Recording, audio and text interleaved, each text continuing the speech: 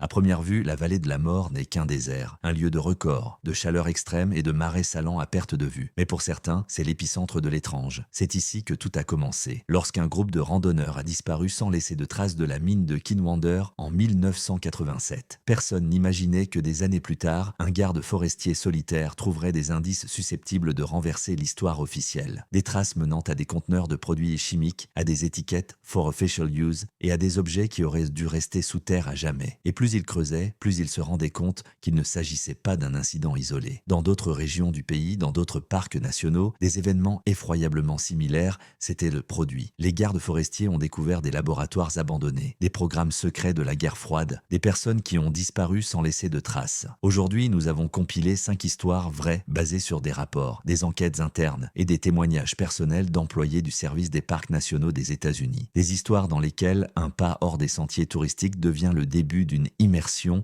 dans quelque chose qui ne figure pas dans les brochures officielles. Vallée de la mort, White Sands, Yosemite, Joshua Tree, Denali, des parcs différents, des destins différents. Mais ils ont tous une chose en commun, des rangers qui sont restés fidèles à leurs devoirs, même lorsque la vérité aurait pu leur coûter la vie.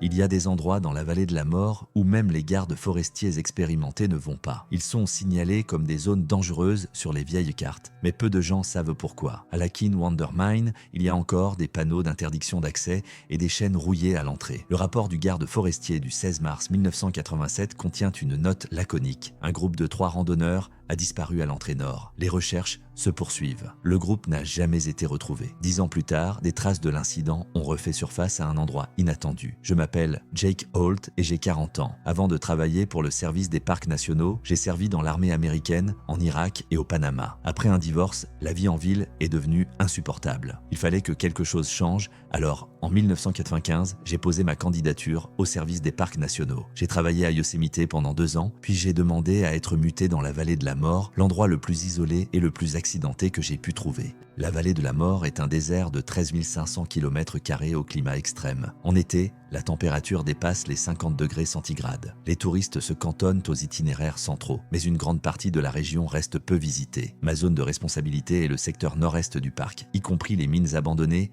et le plateau désert de Rijeka. Le poste de garde forestier le plus proche se trouve à 70 km. Les communications radio sont instables, surtout dans les canyons. Fin février 1947, lors d'une patrouille de routine dans la région de Kinwander, j'ai remarqué des traces de pneus fraîches sur un chemin de terre menant à une mine abandonnée. C'était alarmant. La route était bloquée et l'accès interdit depuis des années. Quelqu'un était venu ici exprès et je ne me doutais pas à l'époque que ce que l'on trouverait à l'intérieur de la mine relierait le passé et le présent du parc par un dangereux fil conducteur.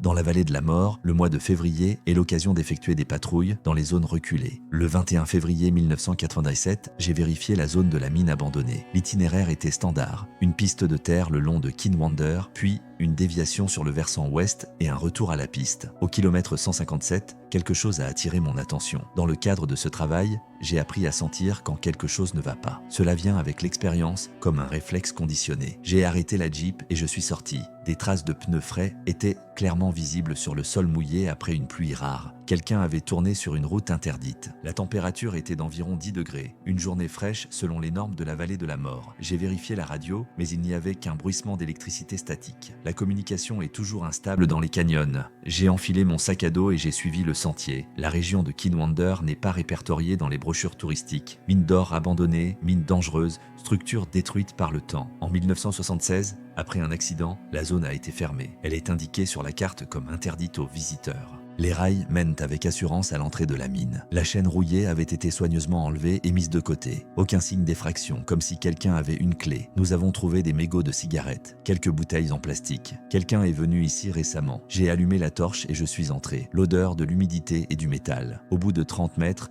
le puits se divise. Des empreintes de bottes se sont dirigées vers la gauche. Dans la galerie latérale, j'ai remarqué un sac à dos appuyé contre le mur. C'était un sac de l'armée, usé. J'ai examiné le contenu. Une carte de la vallée de la mort datant datant de 1985 avec des marques, un carnet de notes, des photographies jaunies. L'une d'entre elles montrait 3 hommes souriant à l'appareil photo. L'inscription au dos disait « Turner Expedition, mars 1987, Death Valley, Expédition Turner, mars 1987, Vallée de la Mort ». Les dernières entrées du carnet sont datées de mars 1987. Nous avons vérifié les coordonnées. Le filon devrait se trouver dans la branche nord. Joe pense que c'est à dessein que les sites miniers ne sont pas indiqués sur les plans officiels. D'étranges conteneurs métalliques dans le tunnel latéral ne ressemblent pas à du matériel d'exploitation minière. À partir de là, les enregistrements ont été interrompus. Plus profondément dans la mine, j'ai trouvé des signes d'un séjour récent, des empreintes de bottes fraîches, des traces de trépieds, des mégots de cigarettes. Quelqu'un avait examiné les parois. À certains endroits, il y avait des éclats de roches fraîches. Dans le coin le plus éloigné, j'ai trouvé un cylindre métallique de la taille d'un thermos sans marque. À l'intérieur, il y avait des traces de poudre. À côté se trouvait un mode d'emploi portant la mention pour usage officiel et un fragment de texte sur le projet de cartographie chimique. La date était 1968. En sortant, j'ai remarqué une vieille caravane à un demi-mile de l'entrée, habilement intégrée dans le paysage. Une camionnette était garée à proximité. L'homme âgé qui a ouvert la porte s'est identifié comme étant Robert Turner. Il montre un permis de zone délivré par le service des parcs. « Avez-vous quelque chose à voir avec l'expédition de 1987 ?» ai-je demandé. « C'était mon fils, James. Il était à la tête du groupe, 3 hommes. Tous portés disparus. » Il rend la photo. 10 ans ont passé. Au début, j'ai fait confiance aux autorités. J'ai participé aux recherches. J'ai dormi dans une tente près du poste de commandement. 1 semaine, 1 mois, puis l'enquête a été annulée. Ils ont dit que c'était un accident, qu'il s'était perdu, qu'il s'était déshydraté. Mais vous n'y avez pas cru n'était pas la question. Il y a trop de lacunes dans les rapports. La piste se termine à la mine, mais personne n'a été trouvé à l'intérieur. Les sacs à dos, le matériel, tout a disparu. Lorsque j'ai commencé à poser des questions sur les anciens sites militaires de la région, on m'a regardé comme si j'étais fou. Puis j'ai compris que personne ne voulait connaître la vérité. Maintenant, je la cherche moi-même. J'ai involontairement touché le badge du garde forestier. Le service des parcs n'abandonne pas simplement une recherche. Si une enquête est close, c'est qu'il y a une bonne raison, ou quelqu'un voulait qu'elle soit close. Les murs de la caravane sont couverts de cartes, de photos, de coupures de presse. Sur la table se trouvaient des dossiers, des magazines, des échantillons de roches. Il ne cherchait là pas d'or, a déclaré M. Turner. Mon fils était géologue. Il s'est intéressé aux rumeurs d'expériences étranges dans les années 70. Il s'agissait de tests chimiques dans des zones reculées du parc. Le groupe a découvert quelque chose dans une mine et a disparu. Il a montré des documents, des coupures de presse sur les touristes disparus, des rapports de recherche, des copies d'enquête. Il y a 3 jours, des hommes sont venus ici. Ils se disaient prospecteurs d'or, mais ils n'avaient pas de matériel de prospection. GPR, analyseur chimique. Ils cherchent quelque chose et ce n'est pas de l'or. En partant, Turner a tendu un numéro de téléphone. Soyez prudent, mon fils. Ce qu'ils ont laissé dans ces mines dans les années 70 est plus dangereux que les effondrements ou les gaz toxiques. De retour à la Jeep, j'ai décidé d'examiner d'abord les découvertes avant d'agir officiellement. Ma responsabilité est la sécurité du parc et de ses visiteurs. Le soir, dans la cabane du poste de Grapevine, les découvertes sont exposées. Le carnet de notes du groupe de Turner décrit leur itinéraire dans la mine. La dernière note confirme qu'ils ont trouvé quelque chose d'inhabituel, peut-être un entrepôt secret de produits chimiques. Les photos montrent des jeunes pleins d'enthousiasme. Le conteneur était bien fermé. Je n'ai pas pris le risque de l'ouvrir. Par la fenêtre, je voyais les étoiles sur le désert. Silence, seulement rompu par le crépitement de la cuisinière. L'émetteur radio s'anime soudain. Toutes les stations. Nous avons été informés qu'une équipe d'enquêteurs se dirigeait vers la zone de Kinwander pour une étude géologique. Autorisation officielle. 5 hommes, 2 SUV. Arrivée prévue pour demain midi. J'ai regardé le bureau avec les papiers. Les enthousiastes ont maintenant une autorisation officielle. Qui sont-ils? Et que cherchent-ils dans la mine, où un groupe d'explorateurs a disparu il y a 10 ans? Il fallait que je sois chez Kinwander demain avant que ce groupe ne se présente.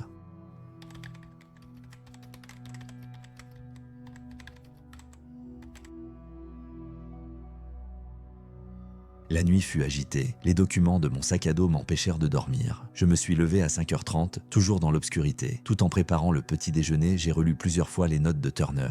Quelque chose ne collait pas avec la version officielle de leur disparition. À 6h du matin, j'étais en route. L'aube dans la vallée de la mort est toujours soudaine. D'abord un crépuscule gris, puis des rayons dorés perçant l'horizon et le désert s'anime. La température est de 3 degrés et la visibilité est excellente. Il m'a fallu 1 heure pour arriver à Kinwander. J'ai laissé la Jeep derrière une corniche rocheuse, non visible de la route, mais pas trop loin pour une escapade rapide. La remorque de Turner est en place, de la fumée s'échappe de sa cheminée, une autre voiture se trouve à côté de son pick-up, une vieille Ford avec des plaques californiennes. Des invités, j'ai serré ma ceinture et mon holster. J'avais appris à l'armée qu'il valait mieux être en sécurité. Turner n'était pas seul. Dans la caravane se trouvait un homme d'une 60aine d'années aux cheveux grisonnants, vêtu d'une veste en jean usée. Voici Harris, ancien géologue, le présente Turner. Il a travaillé avec l'armée dans les années 70. Il est à la retraite maintenant, mais il se souvient de certaines choses. Harris m'étudie avec la prudence d'un homme habitué à se taire. Turner a dit que vous aviez trouvé l'un des conteneurs, je confirme. La série WG-17 demande-t-il. Sans marque, j'ai répondu. Une série expérimentale donc, grimace Harris. En 1978, des composés chimiques binaires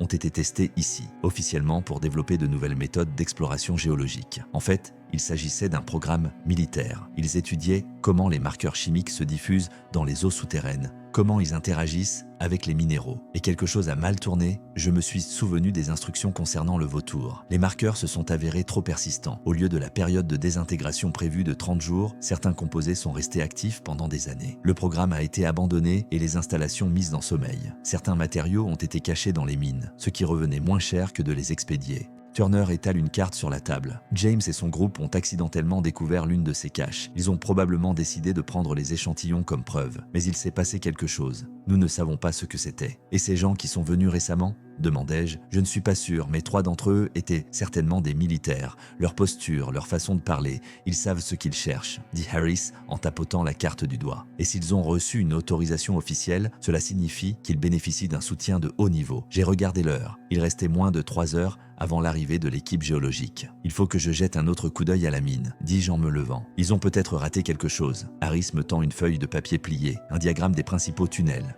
Les zones de stockage possibles y sont indiquées. Soyez prudents, certains composés s'activent au contact de l'air. En sortant, Turner m'a soutenu. Tu n'as pas à t'impliquer là-dedans, fiston. C'est dangereux. Ces gens cachent la vérité sur mon fils depuis 10 ans. Ils ne reculeront devant rien. Je suis garde forestier. C'est mon parc et ma responsabilité, ai-je répondu, même si l'inquiétude montait en moi. Que ferais-je si je tombais sur une couverture gouvernementale? La mine était calme et fraîche. À l'aide du diagramme de Taris, je suis allé plus profondément qu'hier. Le tunnel principal se ramifie pour former un réseau complexe de passages. Il y avait des marques de craie sur les murs, certaines fraîches, d'autres vieilles et délavées. Quelqu'un explorait méthodiquement chaque recoin. Au 3e niveau, dans la galerie latérale, j'ai trouvé de nouveaux signes d'excavation. Quelqu'un était en train d'enlever un vieux tas de gravats. Parmi les pierres excavées, j'ai remarqué une boîte métallique rouillée portant un panneau de danger chimique. Le couvercle avait été ouvert et le contenu avait disparu. Des gants et un respirateur se trouvaient à proximité. Dans la branche suivante, je suis tombé sur quelque chose d'étrange. Une porte métallique avec une serrure à code, manifestement installée récemment. Cela ne cadrait pas avec l'ambiance d'une mine abandonnée. La serrure était moderne,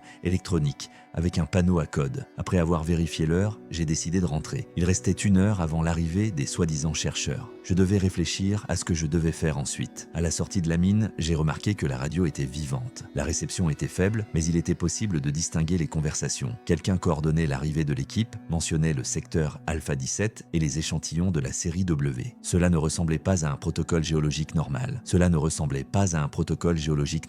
Je me dirigeais vers ma Jeep quand j'ai entendu le bruit des voitures qui approchaient. C'était trop tôt. 2 4x4 noirs banalisés descendaient de la route en direction de la mine. J'ai dû reculer rapidement dans le fourré. Les 4-4 s'arrêtent à l'entrée de la mine. 5 hommes en civil, mais d'apparence militaire, en sont sortis. 2 d'entre eux portaient des caisses avec du matériel, le 3e quelque chose comme un conteneur spécial pour le transport de substances dangereuses. Le 4e, manifestement le plus ancien, donne des instructions en consultant une planchette à pince. Le 5e est resté près des voitures, scrutant les alentours. J'ai pu prendre quelques photos à l'aide d'un appareil photo portatif fourni par le service des parcs pour documenter les infractions. Si quelque chose tourne mal, il y a au moins une preuve. Le groupe a disparu dans le puits. J'ai reculé jusqu'à la Jeep en essayant de ne pas faire de bruit. Je devais prévenir Turner. Mais quand je suis arrivé à la caravane, il n'y avait personne. La porte était entr'ouverte. L'intérieur était en désordre. Quelqu'un avait manifestement cherché des documents. Il y avait des papiers éparpillés sur le sol, une chaise renversée. Le pick-up de Turner n'était plus là, ni la voiture de Harris. Une note écrite à la hâte est posée sur la table. Ils sont arrivés tôt. Ils ont une photo de James provenant du site W12. Les preuves existent. Retrouvez-moi à l'endroit convenu. Qu'est-ce qu'une installation de W12? Et où se trouve l'emplacement convenu? Turner comptait manifestement sur moi pour savoir de quoi il parlait. Je me suis souvenu de notre conversation d'hier. Il avait mentionné l'ancien poste d'observation de Zabriskie Point, l'endroit où son fils avait pris la première photo de l'expédition. J'ai rassemblé les documents épars. Parmi eux, j'ai trouvé une vieille photographie représentant 3 hommes en combinaison de protection à l'entrée d'une structure souterraine. Au dos, il y avait un tampon, projet Chimera 1978 et une signature manuscrite, échantillon extrait, chambre forte mise en sommeil, W12 sous contrôle. Le talkie-walkie se rallume, toutes les unités. Attention, message pour le Ranger Holt. Retournez immédiatement à la base de Grapevine. Les autorités fédérales sont arrivées. Demande de rendez-vous immédiat. Je répète, j'ai éteint la radio, les fédéraux sont déjà à la base, c'était rapide. Les chercheurs n'étaient donc pas le seul problème. Debout, au milieu de la caravane saccagée, je me suis rendu compte que la décision que je prenais maintenant allait tout changer. Suivre le protocole et retourner à la base, ou affronter Turner et apprendre la vérité sur ce qui est arrivé à son fils, la décision s'est imposée d'elle-même. Je suis monté dans la Jeep et me suis dirigé vers Zabriskie Point. La vérité sur la mine de Kinwonder était trop importante pour être enterrée pendant encore 10 ans.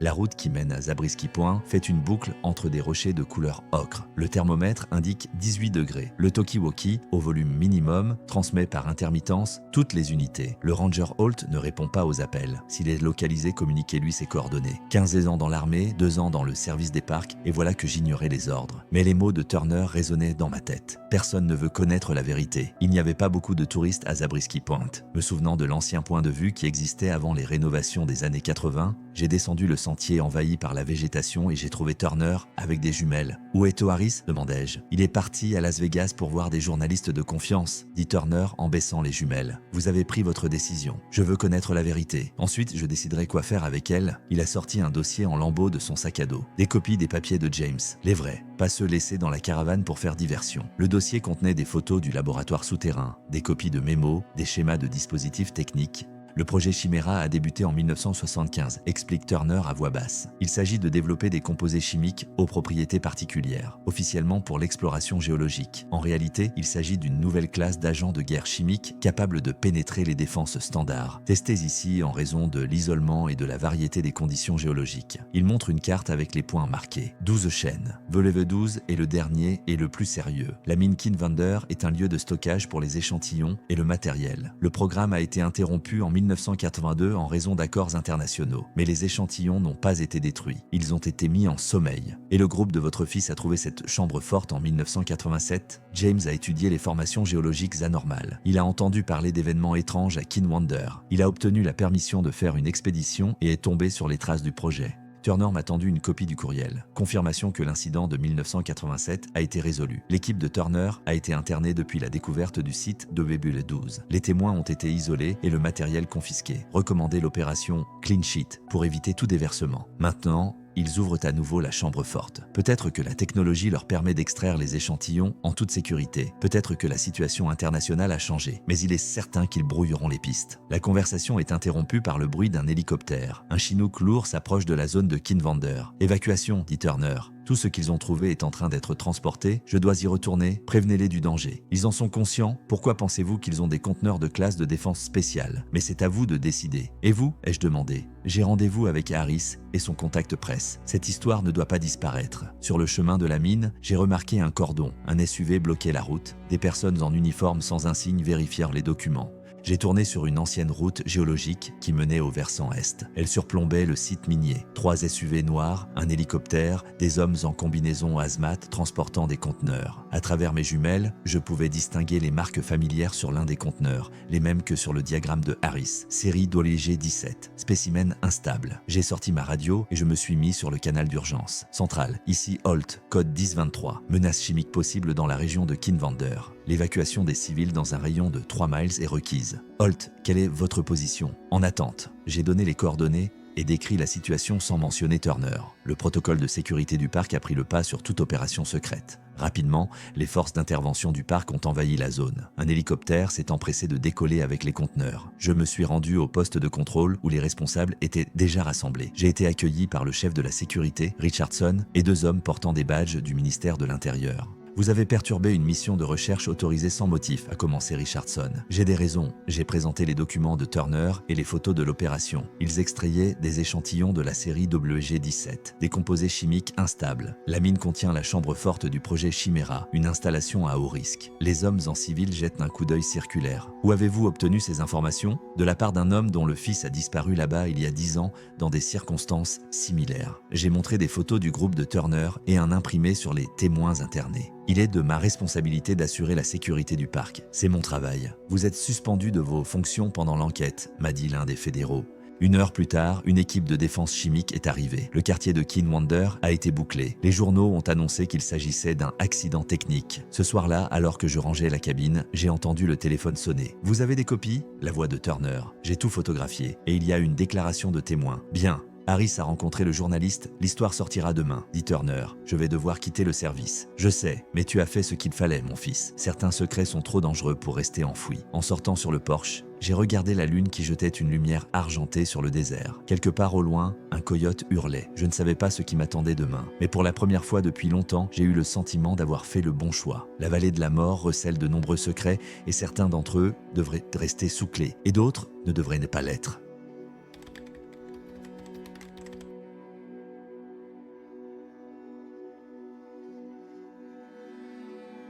Après les événements de février, beaucoup de choses ont changé. Mon service dans les parcs nationaux s'est terminé par une démission officielle à volonté. 6 semaines après les événements, la mine de Kinwonder a été complètement fermée. L'entrée a été bétonnée et la zone a été entourée d'une nouvelle clôture équipée de détecteurs de mouvement. La version officielle, état critique des structures, menace d'effondrement. Une commission du Congrès a lancé une enquête, mais la plupart des documents relatifs au projet Chimera étaient inaccessibles pour des raisons de sécurité nationale. Néanmoins, nous avons fait quelques progrès. En juillet, un projet à grande échelle de surveillance écologique des eaux souterraines a été lancé dans la vallée de la mort, officiellement à des fins scientifiques, officieusement pour s'assurer que les produits chimiques ne se sont pas répandus en dehors de la mine. Le plus inattendu a été la visite d'un représentant du ministère de la Défense au mois d'août. Il m'a proposé un emploi de consultant en matière de sécurité environnementale. J'ai refusé, mais cela en disait long. Turner a eu accès à certaines archives. Officiellement, son fils et son groupe sont portés disparus, mais il détient maintenant au moins une partie de la vérité. Nous nous rencontrons une fois par mois à Zabriskie Point. Il a vieilli au cours de l'année, mais il y a quelque chose de nouveau dans son regard. Pas du calme, plutôt de l'acceptation. Hier, il a déclaré « Vous savez, Jake, la certitude est pire que l'incertitude. Tu sais, Jake, la certitude est pire que l'incertitude. Mais la vérité vaut mieux que les deux. Je passe un entretien d'embauche demain dans le Colorado, service de garde forestier privé dans une forêt nationale. Un nouveau chapitre. Après tout, tous les gardes forestiers le savent. Il faut parfois quitter une route familière pour en emprunter une nouvelle. La vallée de la mort fait partie de mon passé, mais pas ses leçons. Certains secrets doivent être révélés, quel qu'en soit le prix.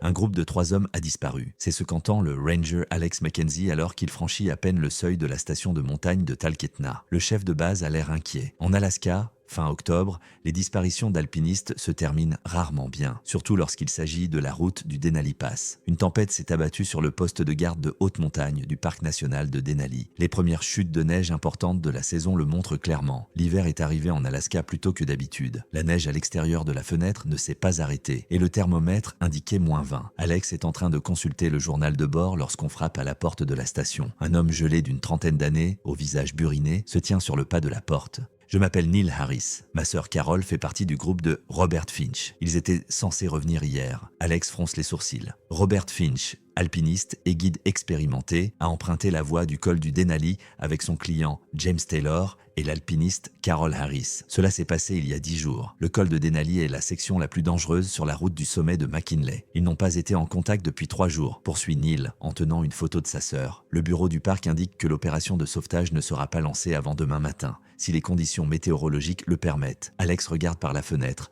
Le temps ne le permettrait pas. Et ils s'en rendirent compte tous les deux. Rodri, pourquoi Denali Pass? La fin du mois d'octobre n'est pas la période idéale pour un tel itinéraire. Robert a insisté. C'est sa dernière tentative de retour à la grande escalade après sa blessure. Un contrat de magazine est en jeu. Neil a répondu. Alex toucha la poche de sa veste où reposait une vieille boussole. Il y a 3 ans, il avait déjà perdu un homme dans ce col, son partenaire. À cause de sa propre erreur, ses supérieurs avaient décidé d'attendre que le temps s'améliore. Mais il était clair pour tout le monde que les alpinistes n'avaient pratiquement aucune chance. Peut-être qu'au printemps, à la fonte des neiges, ils retrouveront les corps. Mais pour l'instant, il était inutile de faire courir des risques aux chercheurs. Alex ne dormait pas la nuit. Les paroles de son ex-femme, prononcées lors du divorce, « Tu n'es jamais là quand on a vraiment besoin de toi », résonnent dans sa tête. Il vérifie méthodiquement son équipement, étudie les bulletins météorologiques, regarde les cartes. À l'aube, alors que la station est encore endormie, Alex laisse une note sur le bureau de l'officier de service et charge l'équipement dans la motoneige de service. Il avait une journée d'avance avant le début officiel des recherches et un peu plus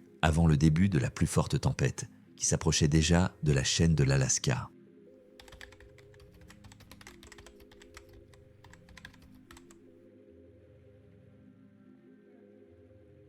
La motoneige d'Alex se fraye un chemin dans la vallée enneigée de Tokla. La visibilité ne dépasse pas 30 mètres, ce qui est suffisant pour suivre la route, mais insuffisant pour être à l'aise. La température a chuté à moins 25. Alex vérifie le navigateur GPS et ralentit. L'itinéraire d'escalade du groupe de Finch commençait à 2200 mètres. De là, les alpinistes devaient monter jusqu'au camp de base à 3300 mètres. Puis, si les conditions météorologiques le permettaient, continuer jusqu'au tristement célèbre col de Denali à 5500 mètres. Cet itinéraire prend généralement 5 à 6 jours aller-retour. Alex a arrêté la motoneige au pied de la première montée importante. Le reste du chemin se fait à pied. Il a sorti la radio du compartiment à bagages. Base de Talkeetna, terminé. Ici Mackenzie. La radio grésilla avant qu'il n'entende la voix de l'officier de service. « Mackenzie, c'est quoi ce bordel? Qu'est-ce que tu fais ?» J'ai lancé une opération de recherche. J'ai atteint le point d'entrée de la route orientale. Vous avez perdu la tête? Les hauts gradés sont furieux. Revenez ici maintenant. Je vous contacterai toutes les 2 heures. Si je manque une session, lancez une recherche officielle. Retirez-vous. Alex éteint la radio sans attendre de réponse. Il sait qu'il enfreint le protocole, mais c'est l'occasion de corriger une erreur passée. Il enfile un sac à dos contenant un équipement de base, trousse de premier secours, sac de couchage, nourriture pour 3 jours,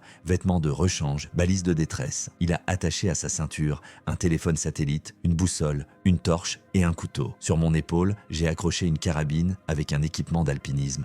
La première partie de l'ascension s'est déroulée sans problème. La neige était épaisse, mais les raquettes tenaient bien. La pente n'est pas encore très raide. Alex marche lentement en prenant des respirations mesurées et en scrutant le terrain. Tous les 100 mètres d'ascension, il a laissé des balises oranges visibles pour marquer son chemin au cas où le temps se dégraderait. Après 3 heures d'ascension, Alex atteint une altitude de 2950 mètres. Le blizzard s'est intensifié et le vent commence à hurler entre les corniches rocheuses. La visibilité est tombée à 15 mètres. Alex fait une pause, sort une gourde de thé chaud et regarde son altimètre au poignet. Il reste environ 350 mètres de dénivelé jusqu'au camp de base supposé du groupe. Il allume la radio pour une session de communication programmée. Base de Talkeetna, ici Mackenzie. Nous atteignons l'altitude de 2950. La visibilité diminue. Poursuite de l'ascension vers le camp de base. À vous, bien reçu Mackenzie. Les services météorologiques signalent que la tempête s'intensifie. Retournez-y, c'est un ordre. Je vous contacterai dans 2 heures. Restez en retrait. Alex poursuit son ascension. La pente est maintenant plus raide et il faut choisir chaque pas avec soin. Le vent lui jette de la neige au visage,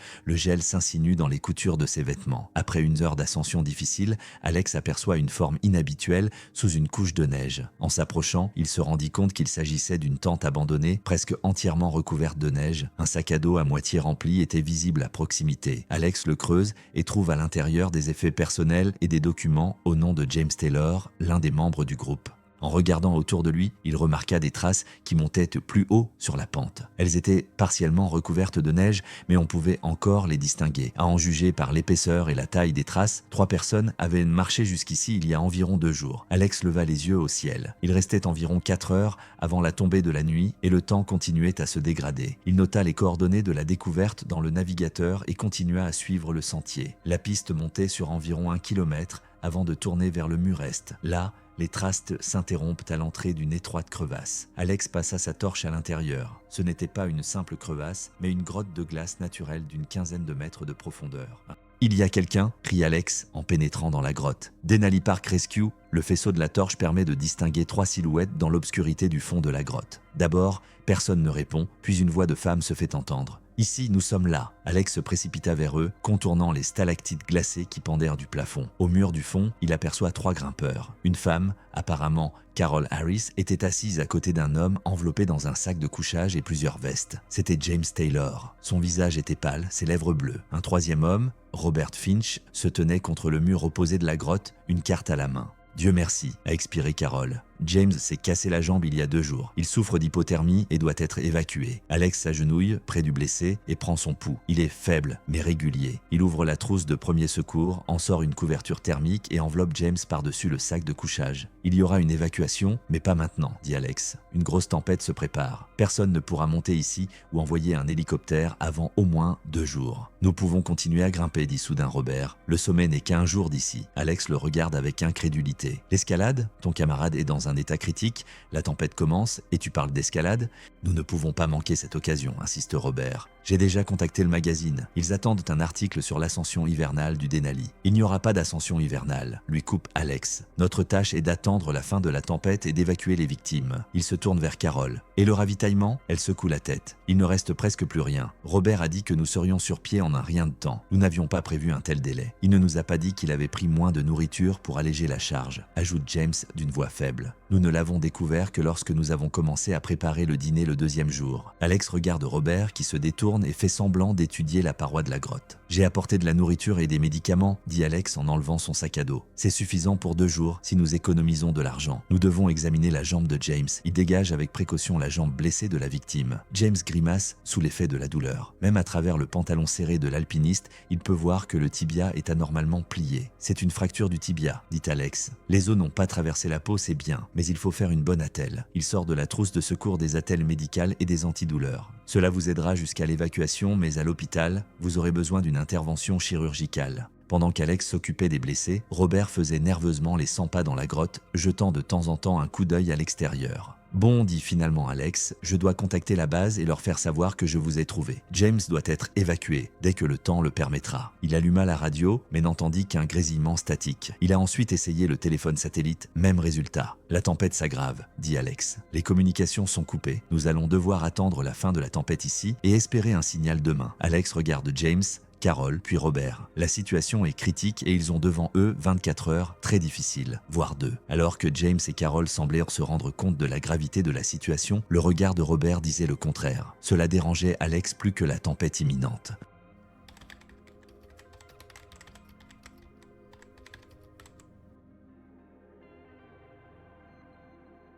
Le vent à l'extérieur des murs de la grotte est un bourdonnement monotone. La température oscille autour de -15, tolérable pour se déplacer mais dangereuse pour Jacques épuisé. Alex éteignit le brûleur à gaz et posa un wok de neige. « Il faut économiser le carburant, dit-il. Il faut manger chaud une fois par jour. Le reste du temps, un minimum d'eau. » Carol acquiesça et couvrit son frère de sa veste. Robert s'assit, tapotant nerveusement le mur glacé. « Combien de temps allons-nous rester assis ici ?» demanda-t-il. « Jusqu'à ce que la tempête se calme. 24 heures au moins. Et si elle ne s'apaise pas, une semaine.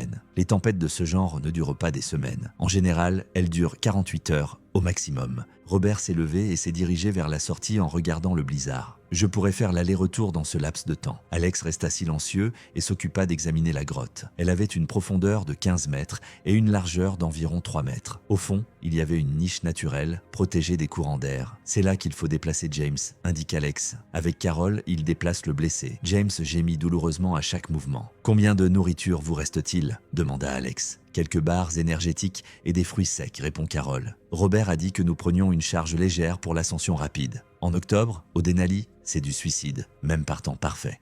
Il nous a convaincus, dit James à voix basse. Il a dit que les prévisions étaient la parfaite, que le magazine avait besoin de photos d'une ascension non conventionnelle. J'ai payé à l'avance. Mon sac à dos est conçu pour 3 jours pour une personne, dit Alex. Pour 4 personnes, en mode économique, il suffira d'une journée, 1 journée et demie au maximum. L'au bout, Alex distribue des sacs de nourriture lyophilisés à tout le monde. James en a besoin de plus, ajoute-t-il. Il perd beaucoup d'énergie à cause de sa blessure et du froid. Après le dîner, Alex tente à nouveau de contacter la base. Ni la radio, ni le téléphone satellite ne fonctionnent à cause de la tempête. « C'est grave ?» demande Carol. « Assez grave, répond Alex en toute honnêteté. Si je ne t'avais pas trouvé, les chances auraient été minimes. Elles sont plus élevées maintenant, mais tout dépend de la météo et de nos actions. » La base sait-elle où chercher ? Demande Carol. Une direction approximative. J'ai laissé un mot et les coordonnées. Dès que la tempête se sera calmée, ils commenceront les recherches. Si nous sommes encore là d'ici là, intervint Robert. Je propose de ne pas attendre la mort. Il faut continuer à avancer. Où ? Dans la tempête. Par moins 30 et 100 km de vent. Vers le sommet. Nous y sommes presque. Vous êtes à 1500 mètres du sommet. Avec un camarade blessé, sans nourriture, en pleine tempête. Ce n'est pas presque là ? C'est presque dans la tombe. James reste ici. Carol et moi monterons et reviendrons. Non, dit Carol avec fermeté. Je ne quitterai pas Jacques.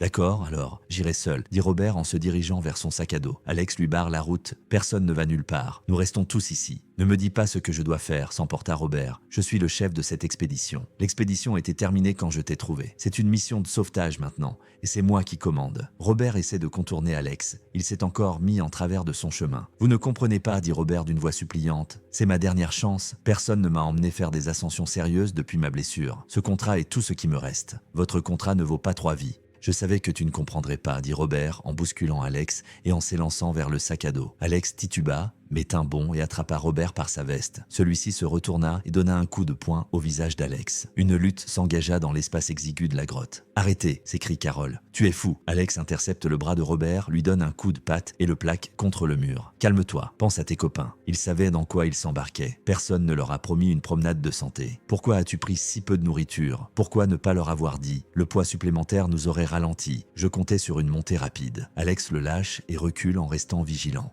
Vous ne partirez pas d'ici avant la fin de la tempête. Il n'en est pas question. Robert le regarde avec haine, mais il ne résiste pas plus longtemps. Il s'assit contre le mur opposé, se détournant du groupe par défi. Alex essuya le sang sur sa lèvre et s'assit à côté de James. La situation lui rappelait les événements d'il y a 3 ans. À l'époque, il était sur le Denali avec son partenaire Mike pour une mission de sauvetage. Mike avait insisté pour se séparer et couvrir une plus grande zone. Alex, en tant qu'aîné, avait accepté, même si le protocole ne le recommandait pas. Le temps s'est brusquement dégradé, Mike n'a pas pris contact. Alex a essayé de le retrouver, sans succès. Le corps n'a été découvert qu'au printemps. « Tu n'es jamais là quand on a vraiment besoin de toi », lui a dit sa femme avant le divorce. Elle ne faisait pas seulement référence au travail, mais aussi au fait qu'il n'était pas là pour Mike quand il avait besoin de lui. « Tout va bien ?» demanda Carole à voix basse. « Oui », a menti Alex. « Je suis en train d'évaluer la situation. Il était presque 7 heures du soir. La nuit tombait et la tempête s'intensifiait. Nous devons organiser un tour de garde, dit Alex. Quelqu'un doit garder un œil sur James et maintenir la chaleur. Je prendrai la première garde, puis vous, dit-il en faisant un signe de tête à Carole. Robert devra également être de service. Je ne fais rien, le coupa-t-il. Je serais déjà à mi-chemin du sommet si tu n'avais pas été là.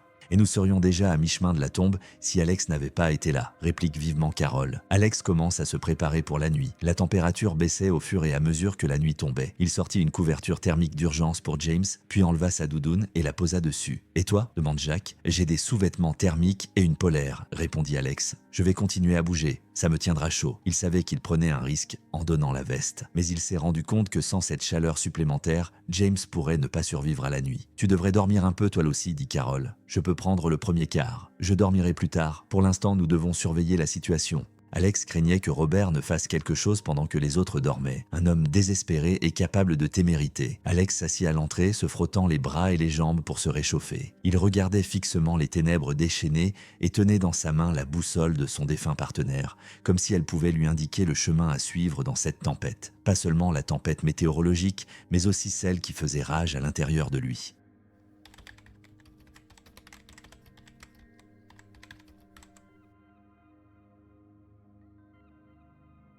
Alex se réveille avec une douleur dans les doigts. Sans sa doudoune, le froid l'atteignait jusqu'aux os. S'étirant les bras, il regarde l'horloge. 6h15 du matin. Carole somnolait contre le mur à côté de son frère. Jacques dormait d'un sommeil agité. Sa respiration était fréquente, signe d'une hypothermie avancée. Robert est assis dans son coin, les yeux fermés. L'orage n'a pas cessé, il semble même s'intensifier. Alex regarde dehors. Le vent lui brûle instantanément le visage. La neige est si dense qu'on ne peut rien voir à moins de 2 mètres. Il recouvre l'entrée d'un bloc de neige en laissant une fente d'aération. « Comment ça se passe là-dedans ?» demande Carole en ouvrant les yeux. Le blizzard souffle toujours. « Comment va James ?» Sa fièvre est montée. Il a déliré pendant la nuit. Alex vérifie le pouls de James, faible et fréquent. Son front est chaud. La fièvre combinée à des engelures est un signe dangereux. Il faut lui donner des antibiotiques, dit Alex en sortant les comprimés. Et essayer de le garder au chaud? Est-il en train de mourir? Demande Carole sans détour. Pas si nous sortons ce soir. Mais nous n'avons pas beaucoup de temps. Robert ouvre les yeux. Je t'avais dit qu'on aurait dû y aller hier? Ou tu serais mort de froid en une demi-heure? Je préfère mourir sur le chemin du sommet que de me transformer en glace ici. Et si tu ne mourrais pas du tout? Répond Carole d'un ton sec. Alex allume la radio. Il n'y a toujours qu'un grésillement dans le haut-parleur. Le téléphone satellite ne fonctionne pas non plus. Il distribue les derniers sachets de nourriture, se réservant une petite portion. Après cela, il ne restait plus que du chocolat de secours et des barres chocolatées. Ils nous chercheront après la tempête, dit Alex. J'ai une balise de détresse. Dès que la connexion s'améliorera, je l'activerai. Le matin s'est transformé en jour, mais il faisait noir comme au crépuscule. La tempête durait depuis plus de 24 heures. La température à l'intérieur de la grotte est restée aux alentours de -20. Alex s'occupe de James en lui frottant périodiquement les membres. La fièvre n'est pas tombée. Carole l'aidait, mais la fatigue et le stress faisaient des ravages et elle tombait de plus en plus souvent dans la stupeur. À un moment donné, Alex remarqua que Robert se tenait à nouveau près de la sortie. Le vent semble se calmer, dit l'homme. Alex s'approcha. En effet, le hurlement de la tempête n'était plus aussi assourdissant. Il ralluma la radio. Une faible voix se fit entendre à travers les interférences. Base de Talkeetna. Quelqu'un. Répondez. Base de Talkeetna. Ici Mackenzie. Répondez. Mackenzie. À peine audible. Coordonnées. J'ai une équipe. L'un d'entre eux est gravement blessé. Nous sommes sur le versant est, dans une grotte à 3500. Activation de la balise. Il n'y a pas eu de réponse, mais cela a suffi. La communication est rétablie. La tempête se calme. Alex active la balise de détresse. L'appareil s'est mis à clignoter, envoyant un signal avec des coordonnées GPS. Vont-ils nous trouver ? Demande Carol. Oui, le signal peut être reçu jusqu'à une centaine de kilomètres. Combien de temps cela prendra-t-il ? Si le temps s'améliore, l'hélicoptère pourrait arriver dans 2 ou 3 heures. Ou 2 ou 3 jours. Ou jamais, dit Robert en ricanant. Tais-toi, dit Carol d'un air fatigué. Alex regarda dehors. Le blizzard se calmait. La visibilité avait augmenté à quelques dizaines de mètres. Les trouées entre les nuages indiquaient que la tempête s'éloignait. Ils passèrent les 2 heures suivantes à attendre dans l'expectative. James reprenait conscience, puis s'évanouissait à nouveau. Vers 11 heures, Alex entendit le grondement d'un moteur. Il crut d'abord à une hallucination, mais le son devint plus clair. « Hélicoptère !» crie-t-il. « Ils nous ont trouvés !» se leva Carol, une lueur d'espoir dans les yeux. Même Robert a levé les yeux. Alex sort une bombe fumigène orange vif. « Je vais déclencher le signal. Préparez James pour le transport. » Il sort de la grotte. Un hélicoptère portant l'emblème du National Park Service tournait en rond à quelques kilomètres de là, essayant de localiser la source du signal de la balise. Alex active le vérificateur et le place dans un endroit dégagé. Une fumée orange s'est élevée, clairement visible sur la neige. Il commence à agiter les bras. L'hélicoptère a remarqué le signal et a changé de direction. Quelques minutes plus tard, il se trouve à une cinquantaine de mètres de la grotte. L'endroit étant trop étroit pour atterrir, 2 sauveteurs munis de brancards sont descendus. « Alex !» s'écrie l'un d'eux. « Tu vas bien ?» C'était Dave Collins, son collègue. « Je vais bien. Il y en a 3 dans la grotte. Un avec une fracture et une hypothermie sévère. Son état est critique. » Les sauveteurs sont rapidement entrés dans la grotte et ont commencé à préparer James pour le transport. « Nous allons d'abord évacuer l'homme et la femme blessés, » ordonne Dave. « Ensuite, nous reviendrons vous chercher. C'est moi qui commande, » intervint Robert. « Je dois être évacué en premier. Le protocole donne la priorité à l'état des blessés, » dit Dave. James et Carol se sont préparés à l'évacuation. Carol serra Alex dans ses bras avant qu'il ne parte. « Merci, murmura-t-elle. Tu nous as sauvés. » Ils ont été hissés à bord d'un hélicoptère qui s'est dirigé directement vers Fairbanks. « L'hélicoptère les emmènera à l'hôpital, » dit Dave. « Puis il reviendra vous chercher. Cela prendra environ 1 heure. » « Qu'est-il arrivé à ta veste ?» demanda-t-il en remarquant qu'Alex ne portait qu'une polaire. « Je l'ai donnée à la victime. Ton entêtement. Tenez, prenez-la. » Dave tendit une veste de rechange. « Tu es toi-même au bord de l'hypothermie. » L'hélicoptère revient 1 heure plus tard. Dave contacte le pilote et apprend que James et Carol ont été transportés avec succès à l'hôpital. Sur le chemin du retour, Alex est resté silencieux, regardant les chaînes de montagne. Quelque part là-bas, il y a 3 ans, il avait perdu sa compagne. Une erreur irréparable. Mais aujourd'hui, il a réussi à sauver 3 vies. Ce n'était peut-être pas une rédemption, mais un pas vers la réconciliation avec lui-même. Lorsqu'il est arrivé à la base, il a eu une conversation sérieuse avec ses supérieurs. « Vous avez enfreint tous les protocoles, » a déclaré le superviseur du parc. « Mais vous avez sauvé ces personnes. Il y aura une enquête interne. Je suis prêt à en assumer les conséquences, » a répondu Alex. Après avoir rempli les rapports, il a été envoyé à l'hôpital de Fairbanks. On lui a diagnostiqué une hypothermie et on l'a placé dans la chambre voisine de celle où James a été soigné. « L'opération s'est bien déroulée, » a déclaré l'infirmière. « La vie de votre alpiniste est hors de danger. »« Ce n'est pas mon alpiniste, » sourit Alex, « mais j'en suis heureux. » Alors qu'il s'endormait sous l'effet des médicaments, il pensa à la boussole de son partenaire. Peut-être avait-elle indiqué la bonne direction, non pas vers le sommet de la montagne, mais vers ce qui comptait vraiment.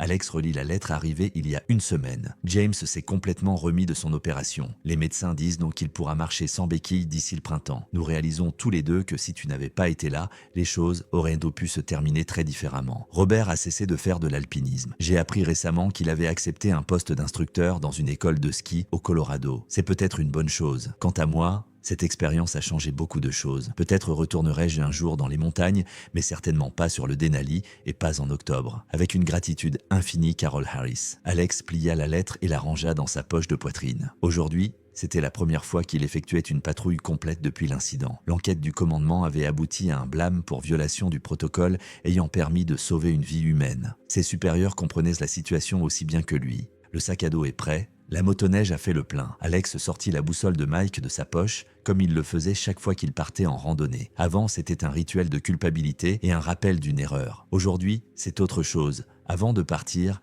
Alex a appelé son ex-femme, pour la première fois depuis des mois. La conversation a été courte, mais pas tendue. Elle accepte que les enfants passent une partie des vacances de Noël avec lui. Il est sorti du bâtiment de la base, a enfourché sa motoneige et a démarré le moteur. Une longue journée de patrouille l'attend. Et quelqu'un pourrait encore avoir besoin d'aide.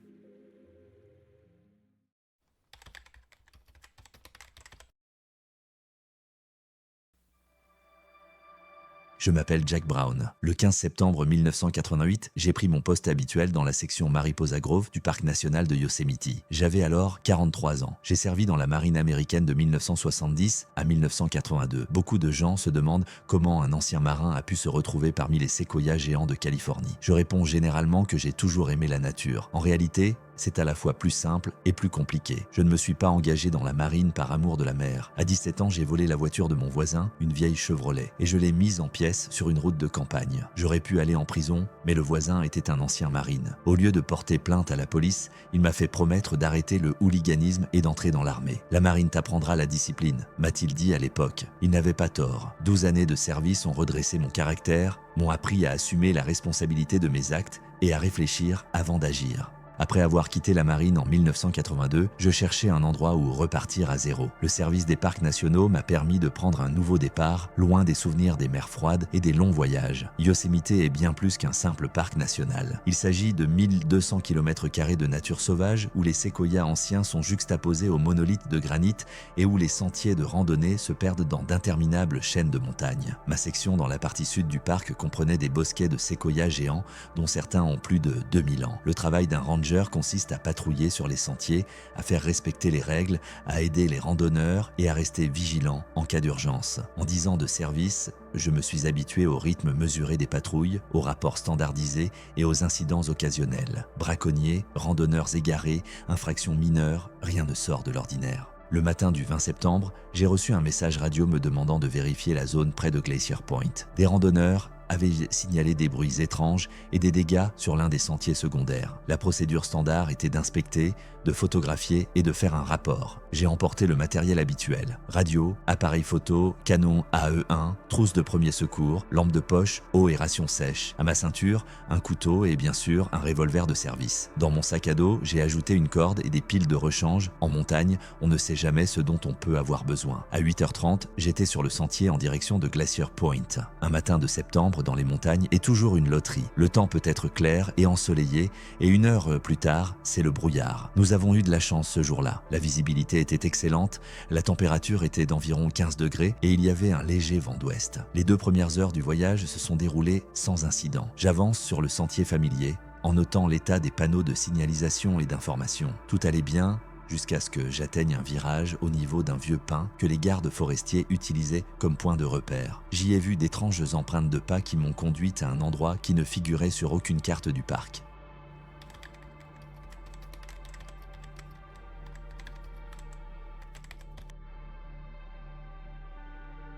Au niveau du vieux pin, le sentier se divise en 2 directions. L'itinéraire principal menait à la plateforme d'observation, tandis qu'un étroit sentier latéral s'enfonçait dans le fourré entre les rochers. C'est là que j'ai remarqué des rayures cyanures fraîches sur la surface du granit. Des sillons profonds, comme si quelqu'un avait traîné un objet métallique lourd. Des branches de manzanita cassées et de l'écorce dépouillée gisaient à proximité. Les marques ne dataient pas de plus de 2 jours. J'ai pris des photos, marqué les coordonnées et signalé le changement d'itinéraire au dispatcher. Le sentier latéral montait en pente raide entre des blocs de granit. Les rayures devenaient de plus en plus nettes. Quelqu'un traînait certainement quelque chose dans cette direction. Après un demi-kilomètre de montée, le sentier débouche sur un petit plateau entre des rochers. Une trappe métallique était visible dans une crevasse, partiellement cachée par les rochers et la végétation. La trappe était entr'ouverte. Des rayures s'étendaient à partir d'ici. Sur la surface, une inscription à peine lisible: US Army Corps of Engineers 1952. À proximité, des boîtes de conserve vides sans étiquette et des bouts de corde. J'ai enlevé mon sac à dos, j'ai allumé ma torche et j'ai regardé à l'intérieur. Un escalier métallique descendait dans l'obscurité. Il était interdit de descendre seul, mais si quelqu'un s'introduisait dans le parc, je devais l'en empêcher. Les escaliers mènent à une pièce en béton avec une table en métal et des caisses de l'armée. Sur la table se trouvait un conteneur ouvert de la taille d'une boîte à chaussures. À l'intérieur se trouvaient des piles de livres dans un emballage étanche. Series B, il y a Cryptographic Handbook, US Army Communication Service, 1962, Disposable Encryption Blocks, Secret. Sans être un expert, je me suis rendu compte qu'en 1982, 1988, ces livres pouvaient coûter très cher. Pas pour l'armée, les codes étaient dépassés, mais pour les collectionneurs ou les personnes aux intentions douteuses, une valeur significative. J'ai photographié le contenu sans le toucher. Dans d'autres caisses, j'ai trouvé des rations de campagne des années 1950 et des douilles vides de calibre 45, bunker de la guerre froide. En montant, j'ai trouvé un campement provisoire dans les buissons. Le feu s'était éteint, l'herbe était froissée et il y avait des traces de tentes. Les braises étaient encore chaudes. Qui diable est ici ? J'ai entendu une voix derrière moi. Je me suis retourné, la main sur mon revolver. De derrière un rocher surgit un homme d'une cinquantaine d'années, vêtu d'une veste militaire usée. Il était mince, la barbe grise, les yeux attentifs. « Ranger Brown, qui êtes-vous ? Charlie va bien. Je vis dans le coin. » Il fait un signe de tête vers les bois. « Je t'ai vu descendre au bunker. On le voit à l'attitude, militaire. Vietnam. Je n'ai pas pu m'intégrer par la suite. »« Écoutez, Ranger,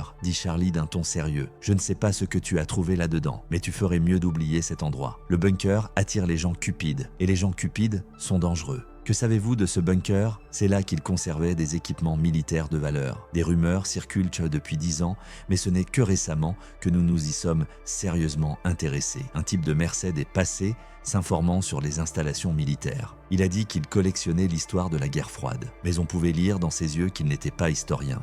Quand était-ce ? Il y a une semaine. Et avant-hier, j'ai vu 2 jeunes hommes avec des sacs à dos, la vingtaine, originaires de la vallée. Ils ont ouvert la trappe. Pourquoi le service des parcs n'a-t-il pas été prévenu ? Charlie a détourné le regard. J'ai mes propres raisons d'éviter tout contact avec les autorités. Mais je vous le dis honnêtement, il y en aura d'autres ici. Ils sont prêts à payer cher pour ce qu'il y a dans le bunker. Et là où il y a beaucoup d'argent, il y a beaucoup d'ennuis. Il s'est dirigé vers la forêt. Suivez le conseil d'un vieux soldat. Si vous trouvez quelque chose de précieux, remettez-le à vos supérieurs et oubliez-le. Tous les trésors ne valent pas la peine d'être découverts. Charlie a disparu dans les arbres. Je me suis retrouvé avec une trappe ouverte et beaucoup de questions. Je devais appeler une équipe technique et faire un rapport. Mais quelque chose m'en empêchait. Les mots concernant l'argent mirobolant me revinrent à l'esprit avec un soudain frisson d'intérêt. Le salaire du garde forestier n'avait jamais été élevé et les dépenses n'avaient fait qu'augmenter ces derniers temps. La vieille remorque avait besoin d'être réparée, la Jeep commençait à tomber en panne et les chiffres du compte en banque devenaient de plus en plus petits.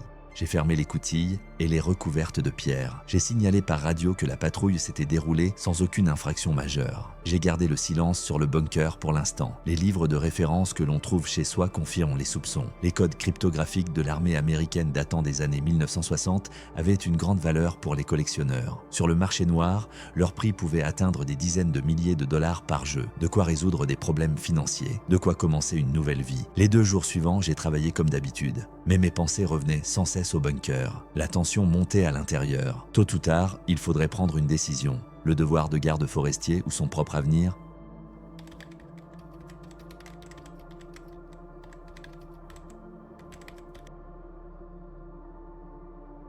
Le matin, je me suis réveillé avec la tête lourde et une sensation étrange, comme si je me tenais au bord d'un précipice. Toute la nuit, j'ai rêvé des mêmes scènes. Ouvrir un conteneur métallique, compter des piles de dollars, acheter une nouvelle maison. Et puis, soudain, je me suis retrouvé menotté, sous escorte, et le directeur des parcs m'a arraché mon badge de garde forestier. Au petit déjeuner, je calculais les sommes possibles. 100 000 $ pour un ensemble de codes cryptographiques, un chiffre tiré d'un guide d'antiquité militaire. La journée de travail a été consacrée à une opération de sauvetage. Un groupe de randonneurs s'est perdu dans la région de Washington-Column. Le soir, après les avoir conduits jusqu'au sentier principal, je me suis senti soulagé. Le travail m'a détourné de mes pensées obsessionnelles. Mais à la maison, pendant le dîner, mes pensées sont revenues. J'ai pris une calculatrice et j'ai commencé à compter. 100 000, 3 ans de mon salaire. Je pourrais acheter une maison normale au lieu d'une caravane, réparer la Jeep, aller en Alaska. D'autre part, j'ai prêté serment en entrant dans le service. Protéger et préserver les valeurs naturelles et historiques. Les codes militaires font partie des biens historiques. Le 24 septembre est pluvieux. Des nuages gris s'accrochent aux montagnes.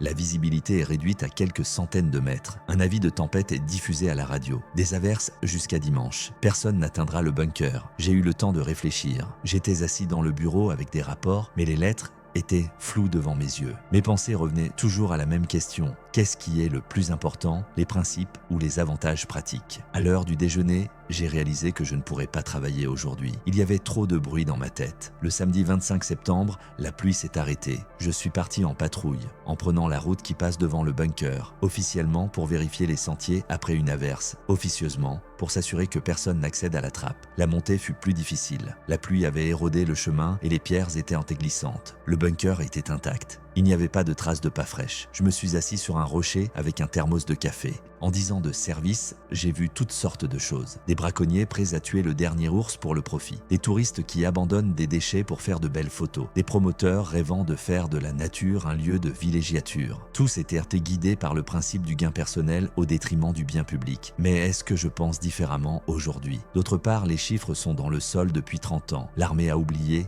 Les historiens ne savent pas. Quel mal y aurait-il à ce qu'il soit confié à un collectionneur? La décision s'est imposée d'elle-même. Je reviendrai ce soir avec mon appareil photo. Je prendrai des photos de toutes les pages. Les collectionneurs paieront moins cher les copies, mais tout de même assez cher. Je donnerai les originaux à mes patrons. Compromis. Je resterai un honnête garde forestier, mais je serai rémunéré. Toute la journée s'est déroulée dans une attente nerveuse. Vérification des piles, chargement des torches, planification de l'itinéraire. Vers le soir, il a commencé à pleuvoir, une légère bruine qui dissimulait mes activités.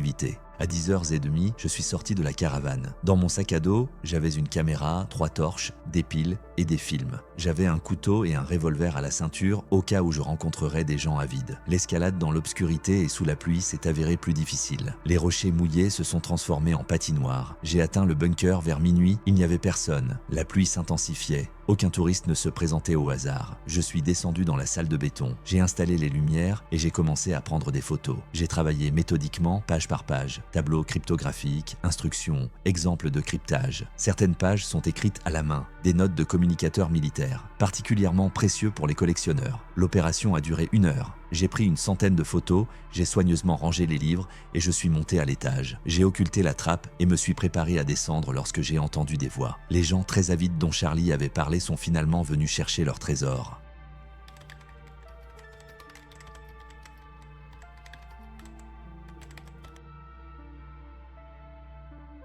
Deux silhouettes remontent pour la pente, incertaines, avec des arrêts incessants. L'une jurait, se plaignant des rochers glissants. L'autre dirigeait un puissant projecteur. « Êtes-vous sûr qu'il est ici ?» demande le premier, dit Karl entre 2 gros rochers. Ils approchèrent du plateau, j'ai serré la crosse de mon revolver. 2 jeunes garçons contre un ranger expérimenté, les chances n'étaient pas mauvaises. Mais il valait mieux éviter la confrontation. Les jeunes atteignent l'écoutille, braquent le projecteur sur les rochers et commencent à démonter le camouflage. C'est ça, Karl ne mentait pas. C'est un vrai bunker militaire. On ne badine pas avec ce genre d'argent. L'un d'eux est descendu dans le bunker. Quelques instants plus tard, des cris enthousiastes retentissent. Je l'ai trouvé, beaucoup de livres militaires, de vrais livres d'espionnage. Prenez-les tous. Karl a dit que chacun d'entre eux pouvait valoir des milliers de livres. Je me suis levé de derrière la couverture et j'ai parlé fort. Rangez du service des parcs nationaux, sortez du bunker et montez à l'étage.